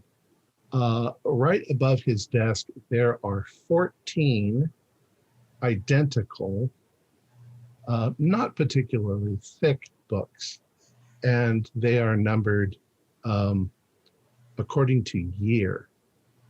So it looks like it's the present year going all the way back to 1909. So 1909, 1910, 1911, they look like they might be journals. So you see that, and then I'll reach up and grab one and the poker because I'm nosy. And I head back into the hallway with the poker and 1923. Okay, we won't do it that way, but Beth will be at the bottom of the steps leading up to the attic. All right. Because she's wondering, okay, there's a person up there. He said he saw footprints and handprints. Frank could be up there. Okay. So she's watching intently, going, is everything okay? Do you see anything? Officer Andy, you are following the footprints. Clark, you're right behind. Bethany's at the bottom of the stairs. Officer Andy, as you move forward, whatever it is went behind these boxes, kind of in the corner of the attic.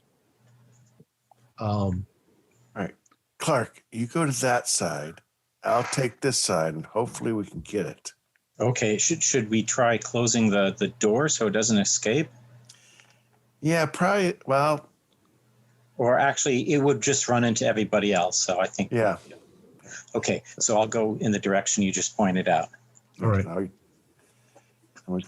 All right. So you guys are in a position where you're 90% sure something is on the other side of these boxes. You guys are on either end of the box. what move do you want to make? Clark, go ahead and move the box. I have my flashlight here and my pistol ready. It's a big box. You'd have to go around. We're going to go around it. I go around. He's ready in case it comes out to his side. Yeah. Okay. So what happens is this. Andy and Clark do you make a rather sudden move, or do you go slowly, or what do you do? It's literally got. I'll make a sudden move, like all right, with flashlight ready, and I'm ready to. If it's hopefully it's not Frank. If it isn't Frank, then sayonara or whatever it is. You suddenly come around the corner with the flashlight, and two glaring eyes catch the light and shine back at you. And you are looking into the face of a woman.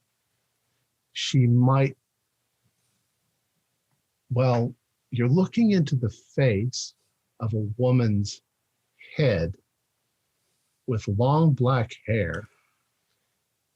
And from the side of her head, two human arms and hands come out. And from her neck, straight down, is a human leg and a foot attached to it. Nothing else. And when you hit her with the light and she sees you, she opens up her mouth and she, like a scared cat. And she immediately vaults up into the air with this powerful leg. And there's just suddenly noise everywhere, crashing. You guys can do sanity rolls as you see this. It's like you've cornered a cat in the attic. Oh my goodness, what's going on up there? Holy shit! Pass. Ah! All right. I think if you pass, you need to do at least a 1d4. Okay. Actually, I'll say a 1d2, and then if you fail, 1d4. Got it. I lost 2 points. 2 points as well. All right. And this thing immediately starts bouncing off of everything, vaulting, literally like a cat in terror. And it heads for the opening. And ladies, as you're standing there looking up, wondering what happens, all of a sudden this human face, this woman's head, appears with black hair and a foot and two arms. And it appears at the hole. It hisses at you, and then it sort of vaults itself towards the door of the room, and you hear it immediately clamber off into the house somewhere. You guys can all do sanity rolls. Regular. Oh, hard that's success. a fail. That's a 70. I failed by 1. I'm okay with this though. I'm okay All right. with this though. If you fail D4, and if you didn't do it. What the hell was that, Clark? Yeah, I have no idea. I don't know. It went downstairs, ladies. Yeah, I rushed towards the steps going. You also notice that Janet's got a journal in her hand. Janet, what's that? I don't know what just happened. I don't. That thing, that creature. All I right. don't know. You saw this too, right?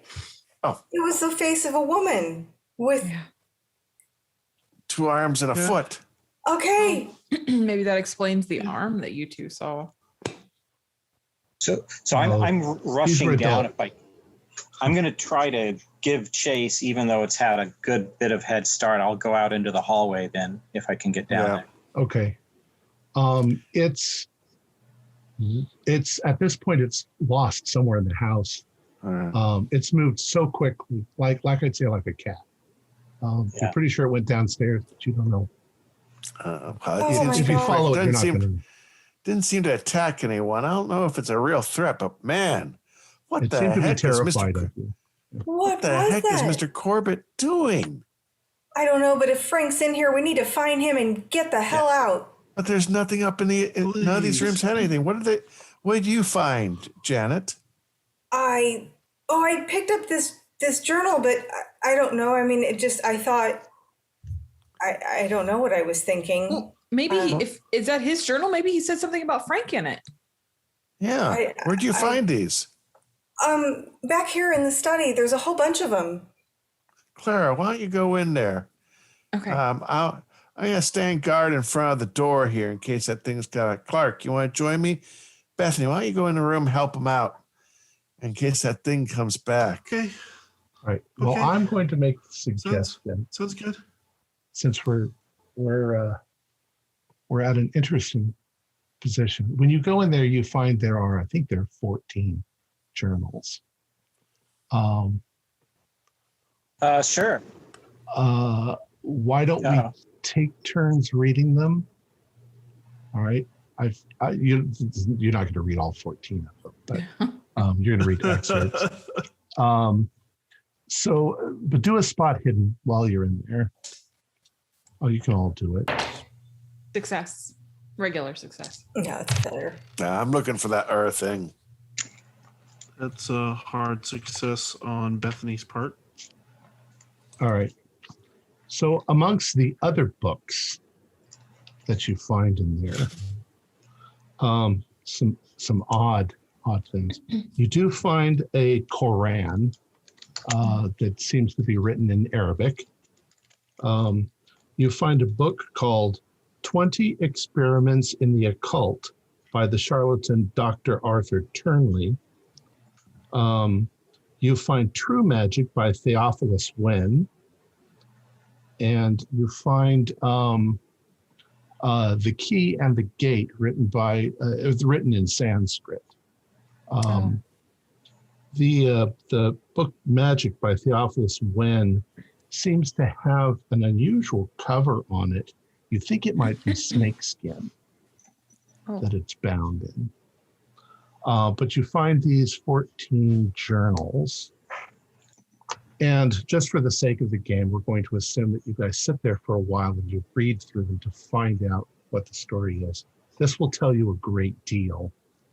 So I probably won't have to answer questions after we're all done with some of this. Who would like to take the first one? We can just go around. All right. So Bethany is going to take the first one. Journal Volume 1, 1909. September 10th. Another embarrassing memory lapse today. This journey should help me deal with the problem. September 13th. I have had Mother sign the last of the legal papers that transfer ownership of Corbitt Importers of America over to me. She seems to be doing fairly well in the new nursing home, and I hope that they can give her the treatment and attention she needs. I am afraid, however, that her condition may continue to decline. The death of Father seems to have unhinged her mind. If there was a way I could include her, if I could explain his sacrifice in my being chosen. But she would never understand the power of Lord Ramasekva. Okay. If only she had been there and experienced those moments on the mountain where he appeared in all his terrible magnificence. How he spoke with Father and me and left his mark upon my heart and soul. Without seeing, without knowing, she could never understand how my Lord took Father and the two became one. I saw it with my own eyes. I saw it, how before devouring him, Ramasekva removed my father's head and drank down his soul. And now they are one. Glorious. October 29th. Met a charming young woman at St. Paul's Ice Cream Social. Her name is Lynn Mayers. She is beautiful and charming. She hails from Omaha and is here taking care of an elderly relative. I have arranged to take her to the picnic next weekend. I'm sure my Lord would approve of her. December 12th. spent 30 hours in ceremony. The Soma allowed me to commune with Lord Ramasekva. He spoke to me of a great plan, how he would raise all of mankind up to a new plane of existence. But to accomplish this, he must create a bridge to this world and needs my help. I was reluctant, but he filled my heart with love and warmth, so I know he spoke truly. And so I have agreed. My studies have shown that Ramasekva is an obscure Asura, an East Indian demigod or titan. The Asura are said to be older gods, the ones who ruled before the coming of Shiva. Certain things spoken of in Wen's book lead me to believe that there may be a link to another obscure being called Yog-Sothoth. I was going to check the Miskatonic University Library to see if I could find another reference, but when I mentioned it to the head librarian, he was startled by my words. In any case, he was of no help. Wants to take volume 2? January 10th. I found myself wanting to make Lynn my wife and have sealed the thought by proposing to her. She accepted, and we have set the date of marriage for March 9th of this year. Ramasevki assures me the time is perfect. April 13th. Having returned from our long, wonderful honeymoon, Lynn and I decided to keep the family place as it is excellent for raising children. In May, all being well, Lynn will accompany me on the business trip to Kathmandu.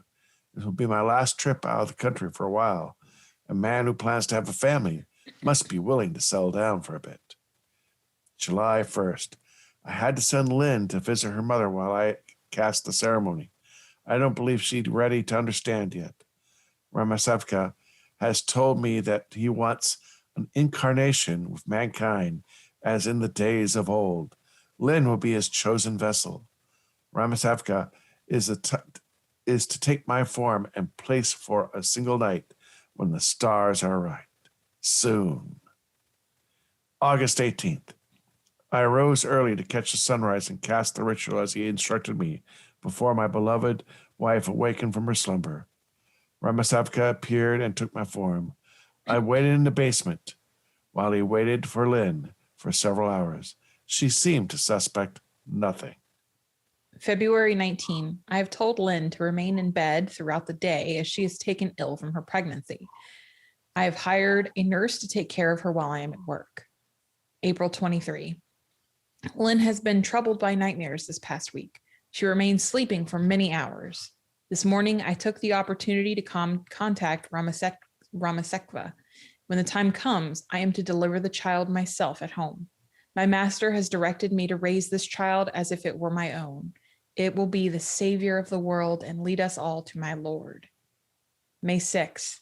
Horror of horrors. My life is in ashes. Poor Lynn went into labor today, and in the course of giving birth, she expired despite all I did to try and save her. She gave birth to twins. The more human one was stillborn. Nurse Dunlap blundered into the room at the wrong moment, and when she saw the second child, she lost her mind and became hysterical, then fainted. In trying to take care of the screaming nurse, I must have neglected Lynn at a critical moment. My lovely wife is dead, and I blame only myself. My firstborn, a boy, is also dead, and I have turned both bodies over to the funeral home. The child of Ramasekva I have concealed in the basement. The thing is limbless and appears to have trouble breathing. I don't think it will live for very long. May 8th. The funeral for Lynn and the child was held. I was surprised how many people came. It only reminded me how much she was loved. Her parents were heartbroken, and I felt pity for me. I later consoled them and promised to stay in touch. Eventually, everyone left, and I sat alone, missing the sound of her in the house. After that, I couldn't stop crying. May 13. The ceremony of Ramasekva brought him forth to explain the child. He said the child would live in a state of stasis for 10 years, and that I am to spend those years in preparation, learning new skills my Lord will teach me. When the time comes, I am to equip the child for life on earth. It will be given organs, limbs, and lungs. But for now, there is time. I will dust off my old medical books. Journals, volume 4 through 10, 1912 to 1918. Nothing of interest. Medical notes, occasional slight references to the child, but nothing else. Journal, volume 11, 1919. December 14th. I have found someone to help me, a man named Randolph Tomaszkowski. He works at the local hospital and assures me that he can supply me with parts necessary for the advanced experiments I need to conduct over the next few years. He is a troubled young man, but I need his help.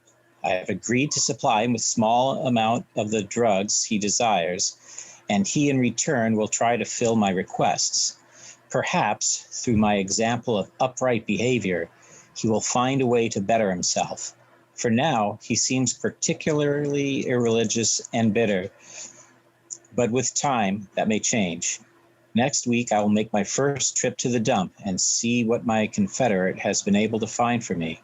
The new experiments should prove a challenge, but I have every confidence that I can learn them, that I can learn, especially with my Lord Ramasesva's guidance. Journal, Volume 13, 1921, May 14th. The child grows large, and the time has come. I took the Soma and entered into communion with Ramasekva. He told me that when winter has arrived, that I am to search out fresh human limbs and organs to be added to the creature. The time for experimenting with animal parts is now over.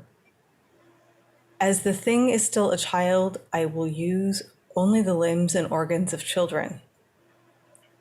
My experiments show that the more youthful parts adapt much better than the older ones. Any parts that are unusable, I am directed to feed to the child. Ramasekva wants it to develop a taste for such things and says that it will soon grow to its purpose. A bright new day will dawn and the world will be cleansed of all the corruption. No more pain or suffering, no more conflicts, a world where no child will die in the womb and love will reign forever. You can read the next one. Journal, Volume 14, 1922. This volume contains only more vague references and cannot easily be understood. There is mention of a woman named Lucy and how delightful she is, but there are no romantic references or details about a relationship. Volume 15, 1923, March 13th. Tomaszewski says I am asking too much of him and claims that he is having difficulty supplying me with parts. I have boosted the strength of the drug I give the man, hoping that it will entice him to be more cooperative. I fear, however, that the drug simply exacerbates his derangement, and I do not think he is ready for Soma. He would lose his mind. I must admit to feeling guilty aiding and abetting his false beliefs. It seems somehow wrong. However, telling him the truth would only serve to further unhinge his mind. So for now, I will continue to pretend that I am a follower of his satanic master. I value the services Tomaszewski renders too much to risk further damage to his grasp on reality. I am guilty too because the boy is not really a bad person. Deep down inside, he's good. He's just angry at life for the way it has treated him. I have said it many times that I hope he finds a brighter path. One can hope for the best. The needs of the child increase all the time. Most of the child's organs are now in place and a few limbs have been attached. The grafts heal nicely. My years of experimenting are paying off. March 28th through March 25th. These dates contain similar statements to those above. The increasing growth rate of the child, which he now calls Adami Bhagavan, the occasional lucky or unlucky amputation from some hapless farm child, which Tomaszewski leaves in the dump, and odd statements about the amusing distractions of Lucy. Maybe it's a cat? June 23rd. Barbecue at the Grants across the street. Nice food. Got upset with the news about Tamazuski. We'll have to have a chat with him. June 24th. Apparently, Tamazuski was questioned about the animal slaying over 3 months ago, and he never said a goddamn thing about it to me. I'm not a man who enjoys confrontation, but I felt it was necessary to remind him that our Dark Lord Satan would not be pleased at how Satan's plans would not come to fruition if he got caught. I made the threat seem quite real and told him that a horrible fate awaited him if he fucked up, to use his own vulgarity, and reduced him to nearly tears. Odd to see such a tough little thug like him cry, but I think he got the message. I honestly didn't know he was still killing animals. I thought we had moved past that. June 30th. The problem of interacting with my neighbors, however pleasant it may be at the time, is that it just keeps growing. Clark asked me about looking at my garden, and it turned into a chicken festival. Clark wasn't even there. I spent about an hour showing the ladies around my garden and leaving the greenhouse for last. I was very sure none of them would recognize anything, so I felt it was safe, but I had to limit their time inside. Told them it was a carefully regulated environment and such. It was close, however, and Dr. Shaw wanted some pictures next to the Morton carnatum purpurea. She lingered only a moment too long, but I don't think she noticed the plant tracking her. I managed to get her out in time. July 1st. 2 new parts from Tamazuski, a large intestine and an arm, looks like from a little girl, an amputation. Sad for the kid. I attached them with no difficulty at all. July 4th, Independence Day, felt very depressed. I used to do a lot of social things with Lynn, parties, holidays. My neighbors mean well when they invite me, but they don't really understand how their happiness reminds me that I too was happy once long ago. Family is so important. Janet and Dr. Clara brought me some food. That was nice. They told me they had shown a picture of the Morticarantum to a botanist. He will never manage to identify a plant that comes from someplace outside the sphere of Earth. I am tempted, if I let him visit at all, to see how it does on a human victim. My early failed experiments dissolved almost completely once they were sprayed with the pollen, and the plants love the nutrients. I suppose I will have to put something on the floor before he arrives, or the ground outside the pot will be completely stained by the goo. July 7th. So this morning is a shock. One of my neighbors, I think Frank, broke into my greenhouse and got sprayed by the Mortinicarantum. Poor fool. Nothing much left except some bits of clothing. Stupid, stupid man. I hope that he didn't tell anyone where he was going. Hopefully he was just curious. He buried my wife and first child, and now I'm burying what is left of him. Bethany, Frank's wife, and Janet came over looking for him. I think I dissuaded them well enough, but I'm afraid things might get out of hand. I might have to drug them. Shit. Afternoon paper. Tomaszowski's dead. Smashed his head on the shower, and Officer Andy is a hero. The dots are so close together. What the hell am I going to do without parts? Tomorrow is Sunday. I think I might have to find my own parts. Maybe New York? Lots of homeless children. The thought of acting myself is abhorrent to me. But family comes first. What is the life of a child compared to the life of a god? Fortunately, I won't have to do this much longer. My son, the Adami Bhagavan, is almost mature enough to be released into the world. Soon, the great cleansing will begin. Glorious. I will get Clark to watch the place. He's the man. Y'all can do sanity rolls. Oh my God. Oh, yeah. Oh, fail.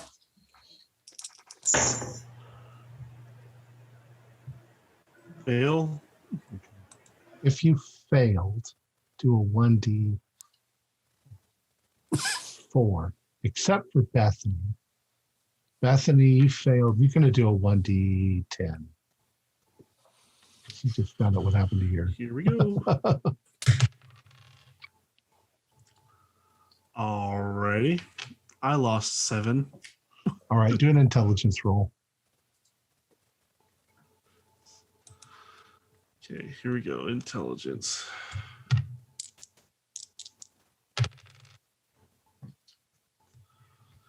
Passed. Okay. Oh no. Okay. 1d8. That'd be 1d8. Okay, here we go.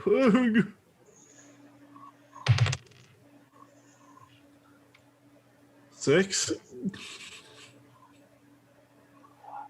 That's very appropriate. You suddenly become convinced all of these people are in on murdering your husband.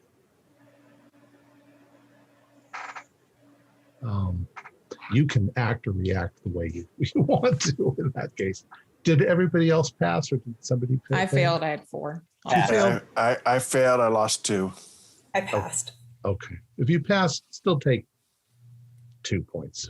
2. Yeah. Yeah. Makes sense. All right. And you guys also probably gained some Cthulhu mythos.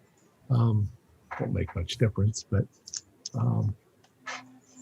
so you each get 5 points of Cthulhu mythos after that. All right. And you are all shaken and terrified. My God. My God. Yes. That thing. Poor Frank. Creature. Oh, We've got to kill that thing. Where is it? the basement. Well, what is it? If it's mature, how big is it? It certainly wasn't that head with the arms and the foot. Don't know. Was that Lucy? That's got to be it. That's got. Oh. Well, the arm that I saw, the arm that Frank and I saw, it was clearly the arm that he was attaching to this thing. I think before we head to that basement, let me go over to. I have something a little bit heavier in the house. Bethany, are you okay? I mean, Bethany, well, I'm of course so not. sorry. This is. Oh, Jesus. Bethany. She looks absolutely pale. Oh, And every time, if anyone reaches out to her and tries to cover her, she just jerks away like, "Don't touch me." oh, Bethany, I think maybe you need to go back to the house and lay down. You know what? I might do that. I think one of Let me us should go call the downstairs and police sit right down for a away. bit.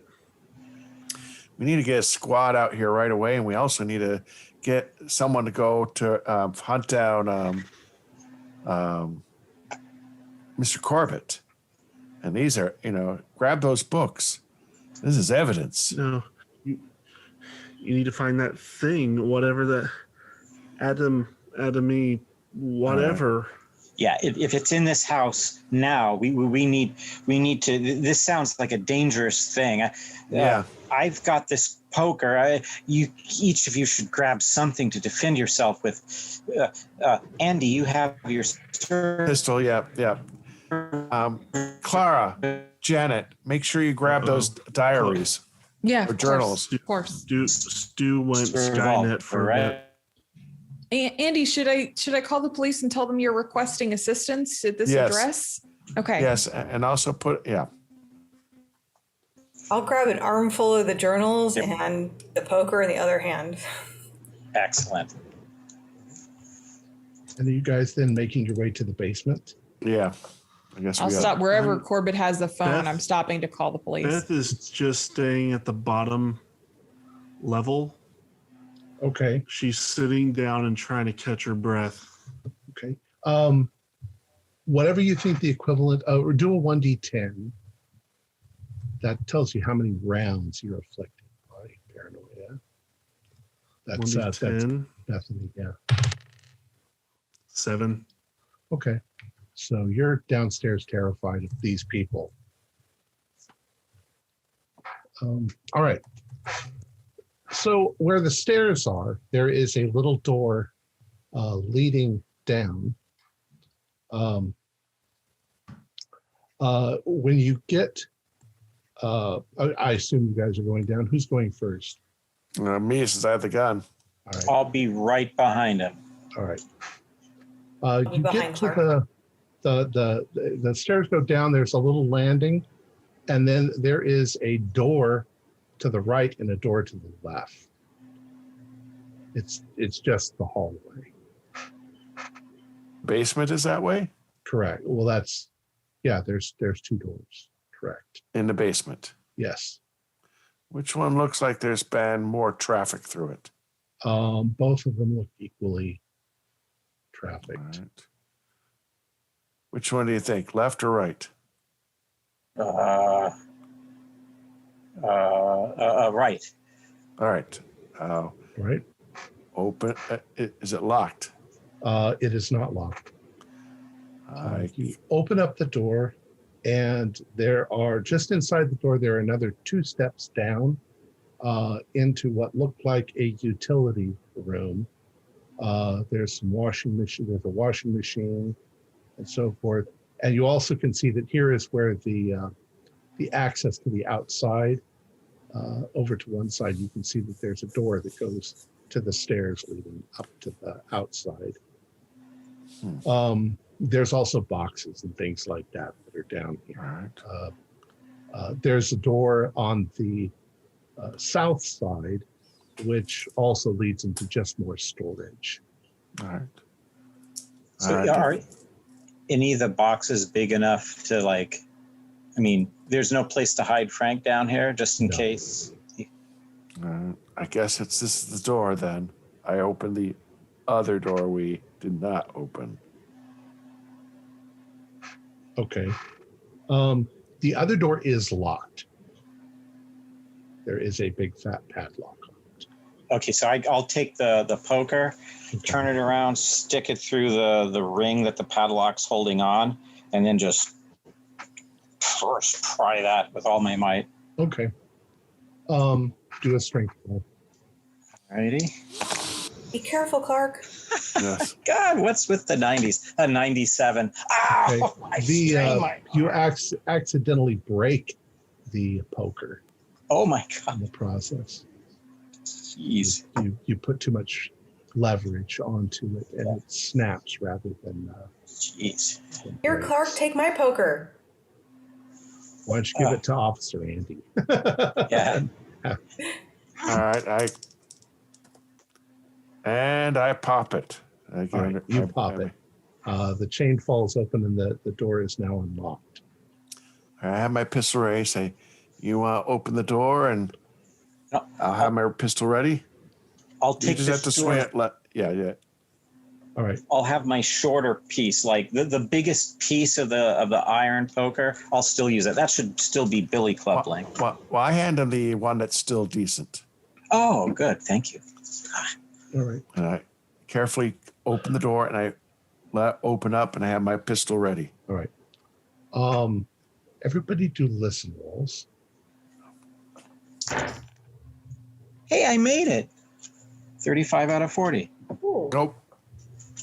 27. That's a regular. Okay. Those of us upstairs too, or no? Oh, you're staying upstairs? Oh, I was making a phone call to the police. Oh, that's right. And Beth was, No, yeah, you're upstairs. Okay. But you'll be down by this, since they did the utility room and the laundry. Okay. You've already rejoined them. So yeah, you can do all this as well. That's a pass. Regular success. Those of you who fail don't know this, but those of you who pass, you notice somewhere way off in the distance, you can hear a motor, like an air compressor. You know, that sort of vibration sound, but it doesn't sound close. When you open the door at first, the lights are off, but the lights are right inside the door. You flip them on, and once again, there's 2 little steps down into the room. This room is obviously a laboratory. There are tables around the outside edges. There is a large metal sort of plate on the floor in the center of the room. There are large medical lights up above, and there are all kinds of medical instruments around. The place is immaculate, however. It smells of antiseptic. It smells strongly of antiseptic. There is a door in the south, and other than that, there's a closet. And that's it.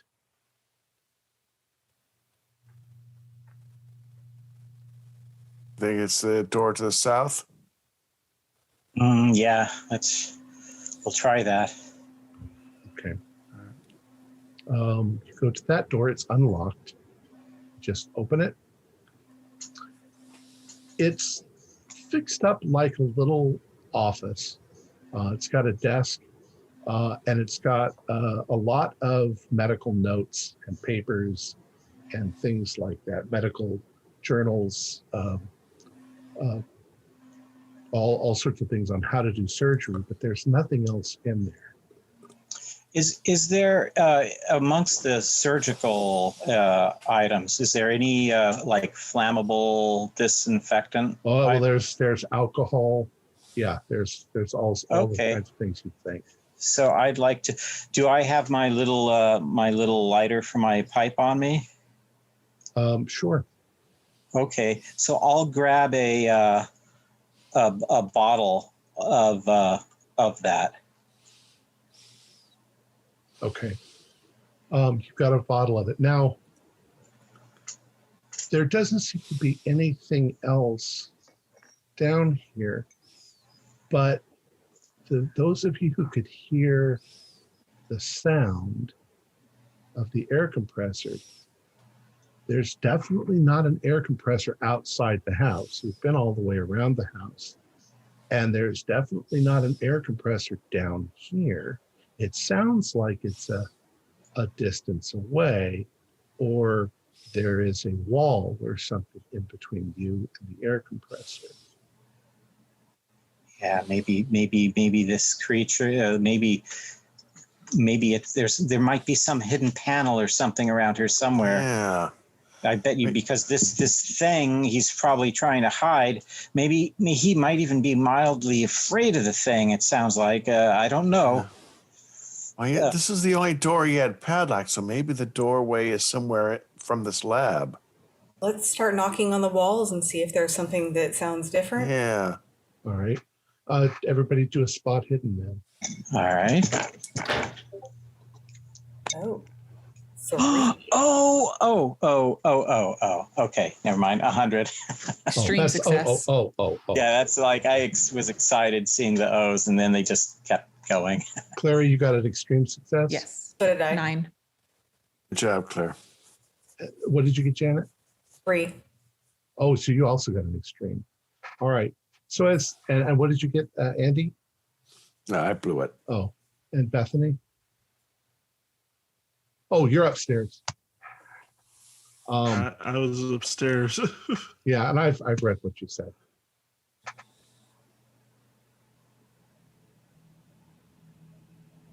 Read that part. Okay.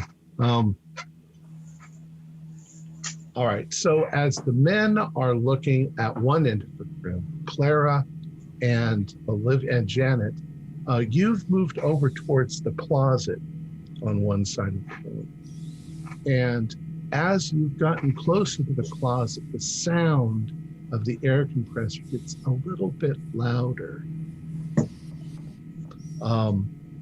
You look inside the closet, and there's a couple of medical, just white, robes to keep your. You push those aside, and you can definitely see that this entire back wall inside the closet can slide to one side. I think we found something. Clark, Andy, come look at this. Oh, what did you find? Oh my! It's a catch False here. door. Slide it. Yeah. False back at the closet here. Look at this. Oh yeah. There's that. I bet you this is it. I mean, he wouldn't go through this much trouble in trying to hide something if this wasn't it. What do you do? Age before beauty. All right.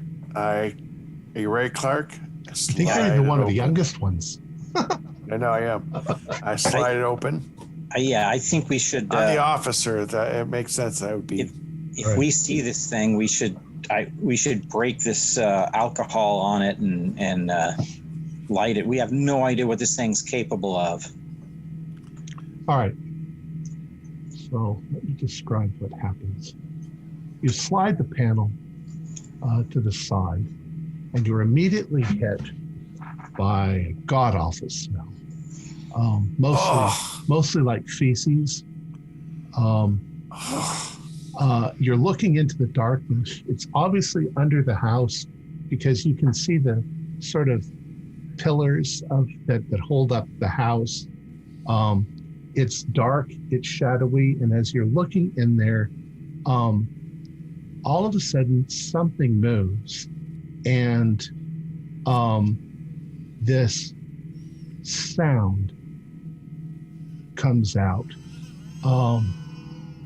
It's a mixture of baby cries and growls, and this thing moves into the light ahead of you, and it looks like this.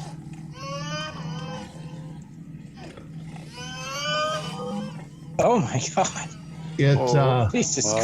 It comes rumbling on children's feet towards you. It's crying like a baby, like a couple of babies. And you immediately, in horror, recoil from it as it's moving towards you. You can see that it seems to have mouths on either end and a large mouth on top, and there's a stream of greenish black feces that's coming from the bottom, and the thing moves quickly towards the door as you recoil in horror, and it begins to move out into the laboratory. You can all do sanity things. Okay. Oh, I hope I make it. Oh, fail. Yeah, I make it too. I made it. I'm at least consistent. All right. If you made it, this time you're going to roll a 1d8. And if you fail, you can do a one. Let's roll a 1d12 if you fail. Oh, geez, that's so not good. 7. Oh, 7. 4. 4. Jesus, thank God. Oh, okay. If you got more than 5, do a intelligence roll. Oh, geez. If you got a 4, I passed that. That's a hard pass on my you intelligence. both passed. Okay. Yeah. So those of you who got 4, you just recoil back and scream in horror as this thing moves into the room. It's about the size of a buffalo as it moves in. Its little bare feet slapping on the floor as it comes in almost... As it's moving out, and since I was kind of prepared, can I shoot at it? Yeah, we'll get to that in just a moment. Okay, that's what Janet and who got the fail? Okay, Janet 7. and Clark. Go ahead and roll 8-sided dice. 7. Oh, Olivia, Janet, you got a 1.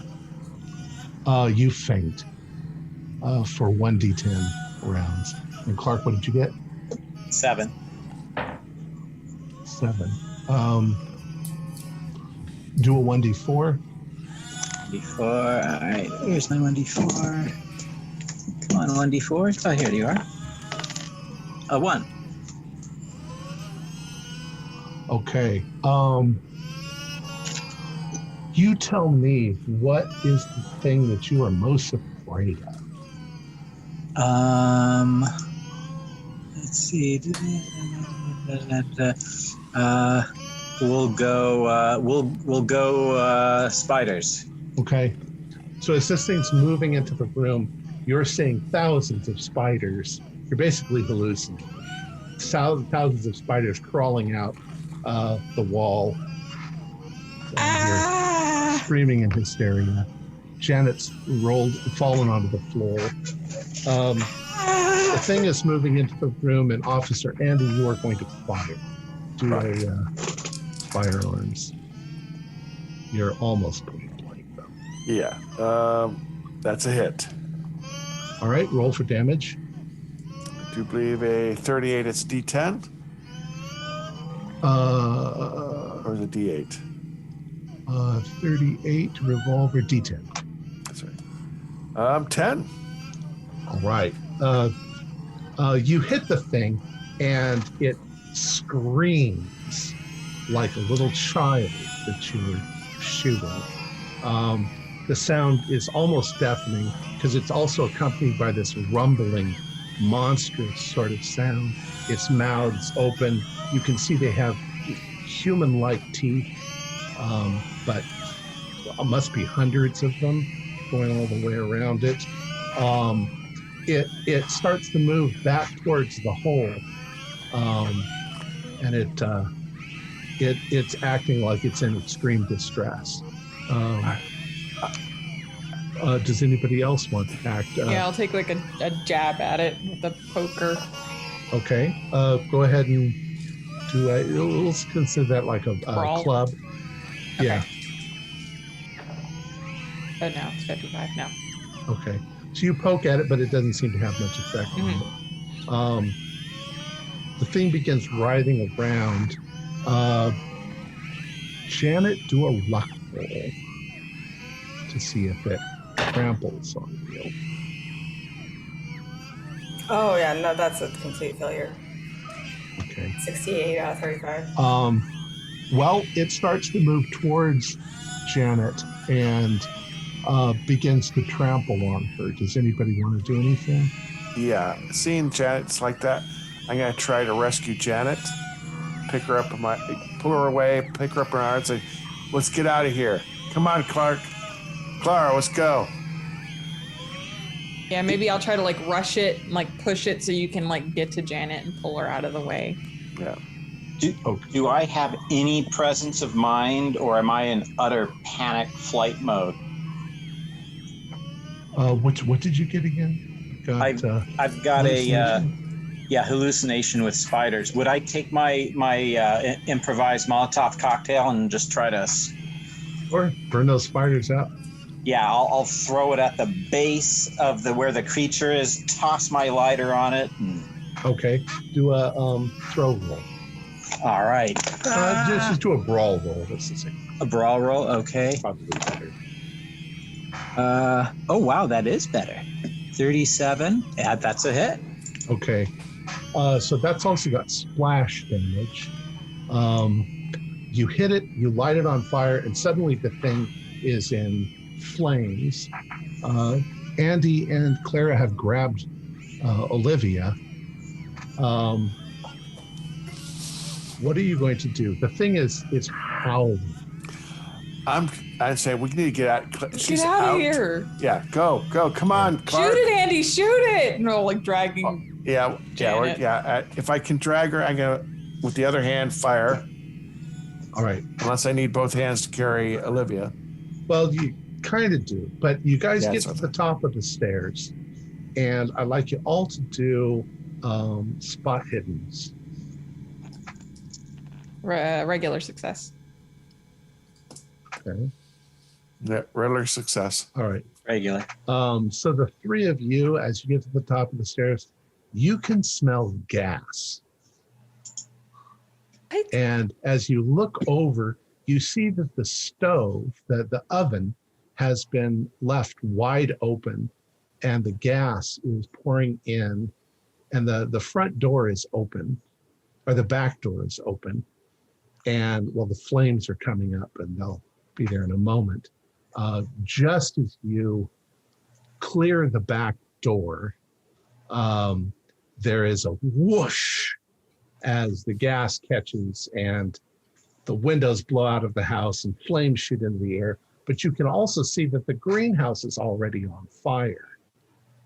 What? And you see Bethany standing there looking at it like, so much for your craziness. But she's also starting to come to her senses at this point. You almost killed us, Beth. At that point, the police show up. And the police very, very quickly call the fire department. The place is in flames. And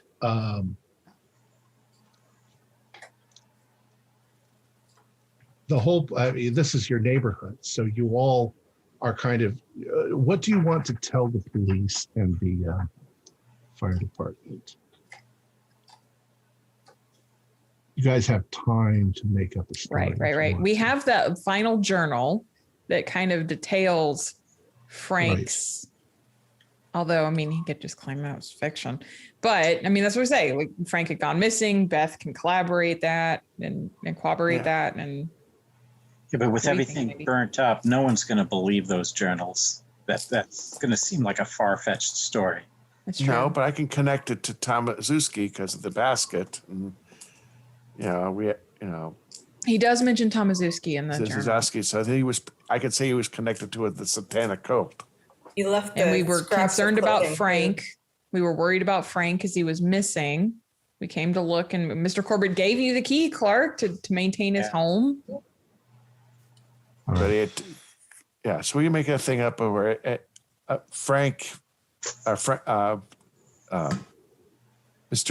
Corbitt killed Frank, disposed the body, and took off, and realizing we would find out soon enough. Or I'd read the newspaper, and it's in that last journal that he was worried that I was on to him. All right. Into New York to kill more people, possibly, or get more parts. Yeah. Tie him in with the jackal, like it was all part of some kind of satanic cult. So this is how the end of our story comes. The first thing that happens. This is right afterwards. You are there with the fire. They ask you all these questions, and eventually you just return to your homes and watch the place burn. Officer Andy, you've put out an APB for Mr. Corbitt, but they don't find him immediately. Pretty much all the cars look the same, and it's New York City, but he is probably coming back. And in fact, he does come back on Sunday. But before that happens, that afternoon, as the house is burnt to the ground and the police are investigating, the cops are there, you notice two gentlemen dressed in regular, rather good clothing that have somehow joined the police, and they're standing on the sidewalk, or I don't know that there is a sidewalk, they're standing in the street looking at the aftermath of what's going on. And you guys are kind of mingling around watching. And you hear one of them say to the other one, I think that it was trying to create a bridge, but we can't be sure. And the other one says, what do you think that we should do? The other one says, be vigilant. And you guys can both do, or you can all do, let's say, intelligence rolls. Extreme success. At a 6. Hard success. Hard. One of them, well, those of you who know, one of them is definitely Henry Armitage, the head librarian at Miskatonic University. And the other one is, I believe he's a medical doctor from the hospital. His name is Theodore Hewitt. And they're discussing this together. Do any of you want to walk up and say anything to them? Yeah, I mean, I work at Miskatonic, so it's a terrible shame what's happened with Mr. Corbitt's place. Oh, Miss Shaw. Yes. Yes, terrible shame. Dr. Shaw, did you see or experiencing anything unusual before the fire? Yes. Mr. Corbitt was clearly doing some medical experimentations in his basement. It was very disturbing. Well, anything more unusual than that? If I have, do we still have the journal? Did we submit that to evidence? You know, you haven't submitted it yet. You have it, though. I think this journal explains a lot about what Mr. Corbitt was trying to do. And it was not run-of-the-mill medical experimentation. He picked up some strange beliefs while traveling in the Far East. Your neighbors, were they involved at all?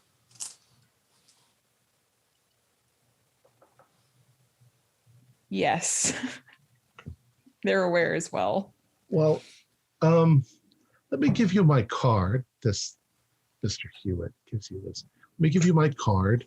I belong to a group where the Arcane Society, we're kind of unusual investigators. I'd like to maybe have a chat with each of you at some point in the next week or so. Okay. And that's what happens there. Ultimately, you guys are all sort of vetted or judged to see whether you should join the Arcane Society as members of the Inner Circle, having seen some very strange shit. Mr. Corbitt comes home the next day and almost crashes his car when he comes around the corner and sees what has happened. The police are waiting for him. He doesn't really pay any attention to the police. He comes leaping out of his car. He runs towards the rubble, falls down onto his knees, and sobbing in tears, screaming, "My son, my son, my son! What have you done? My son! Not again!" And they end up taking him away to the nut house because he completely has a breakdown. He's completely insane.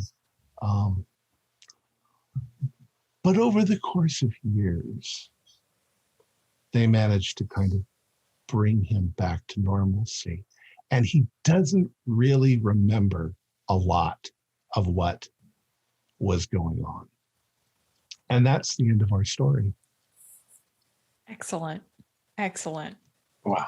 You guys did really well. Do you guys have any questions?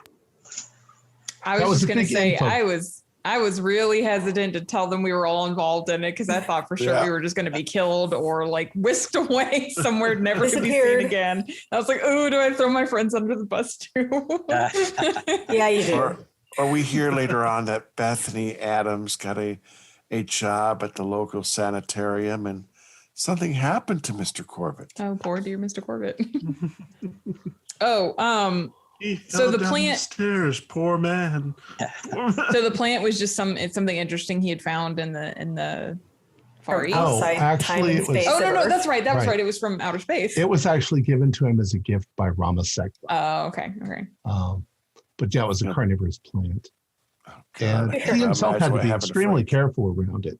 If you're near it for more than 15 minutes, then it starts to track you. And Frank was digging around in its roots, and he just kept working on it and playing with it and stuff like that. And the thing was getting close. I kept having him to spot hiddens and things, and he kept failing. And they were like literally right over his head. And they just sprayed him with their palm. I bet it was very cinematic. It was very gruesome. Most of the plants in his greenhouse. He used them to create various kinds of drugs, including soma, which is the ancient mystical drink that people believe they would send to see the gods in the Hindu mythology. And see, it's an interesting game because you play Mr. Corbitt as a sympathetic character. He's not completely in his right mind, and he's lost so much, and he's convinced himself that this is his son, even though it's really a monstrous thing. And it's just such a great one because it's good. It was really good, Tom. Now there were so many. We'll talk about that afterwards, but I'll tell you in a second. Let me go ahead and finish it up. Our players included Holly Buto, Stephanie Mann, Oren Meyer, Jeff Beck, and Stuart Lively, with myself as the keeper of the secrets. We have a Discord server where you can chat with our other members. You can set up private games, and you can learn the finer arts of gameplay and game mastering. There's a link below. We provide audio-only versions of our shows, free for you to download from Podbean or iTunes. The costs involved with the show are provided almost entirely by our patrons. Without them, we wouldn't be able to do what we do. If you'd also like to help support our show, please visit our Patreon account. Just $1 to a month helps us a lot. You can find a link in the description below. Like, share, and subscribe to our channel, and punch the bell icon for updates on our latest shows. And leave us some comments. We enjoy reading them and answering any questions you might have. This is Tom Rayleigh, together with all the members of our gaming club, inviting you to journey with us once again into the darkness for another adventure in the universe of H.P. Lovecraft and the Call of Cthulhu role-playing game. Until next time, good luck, good game.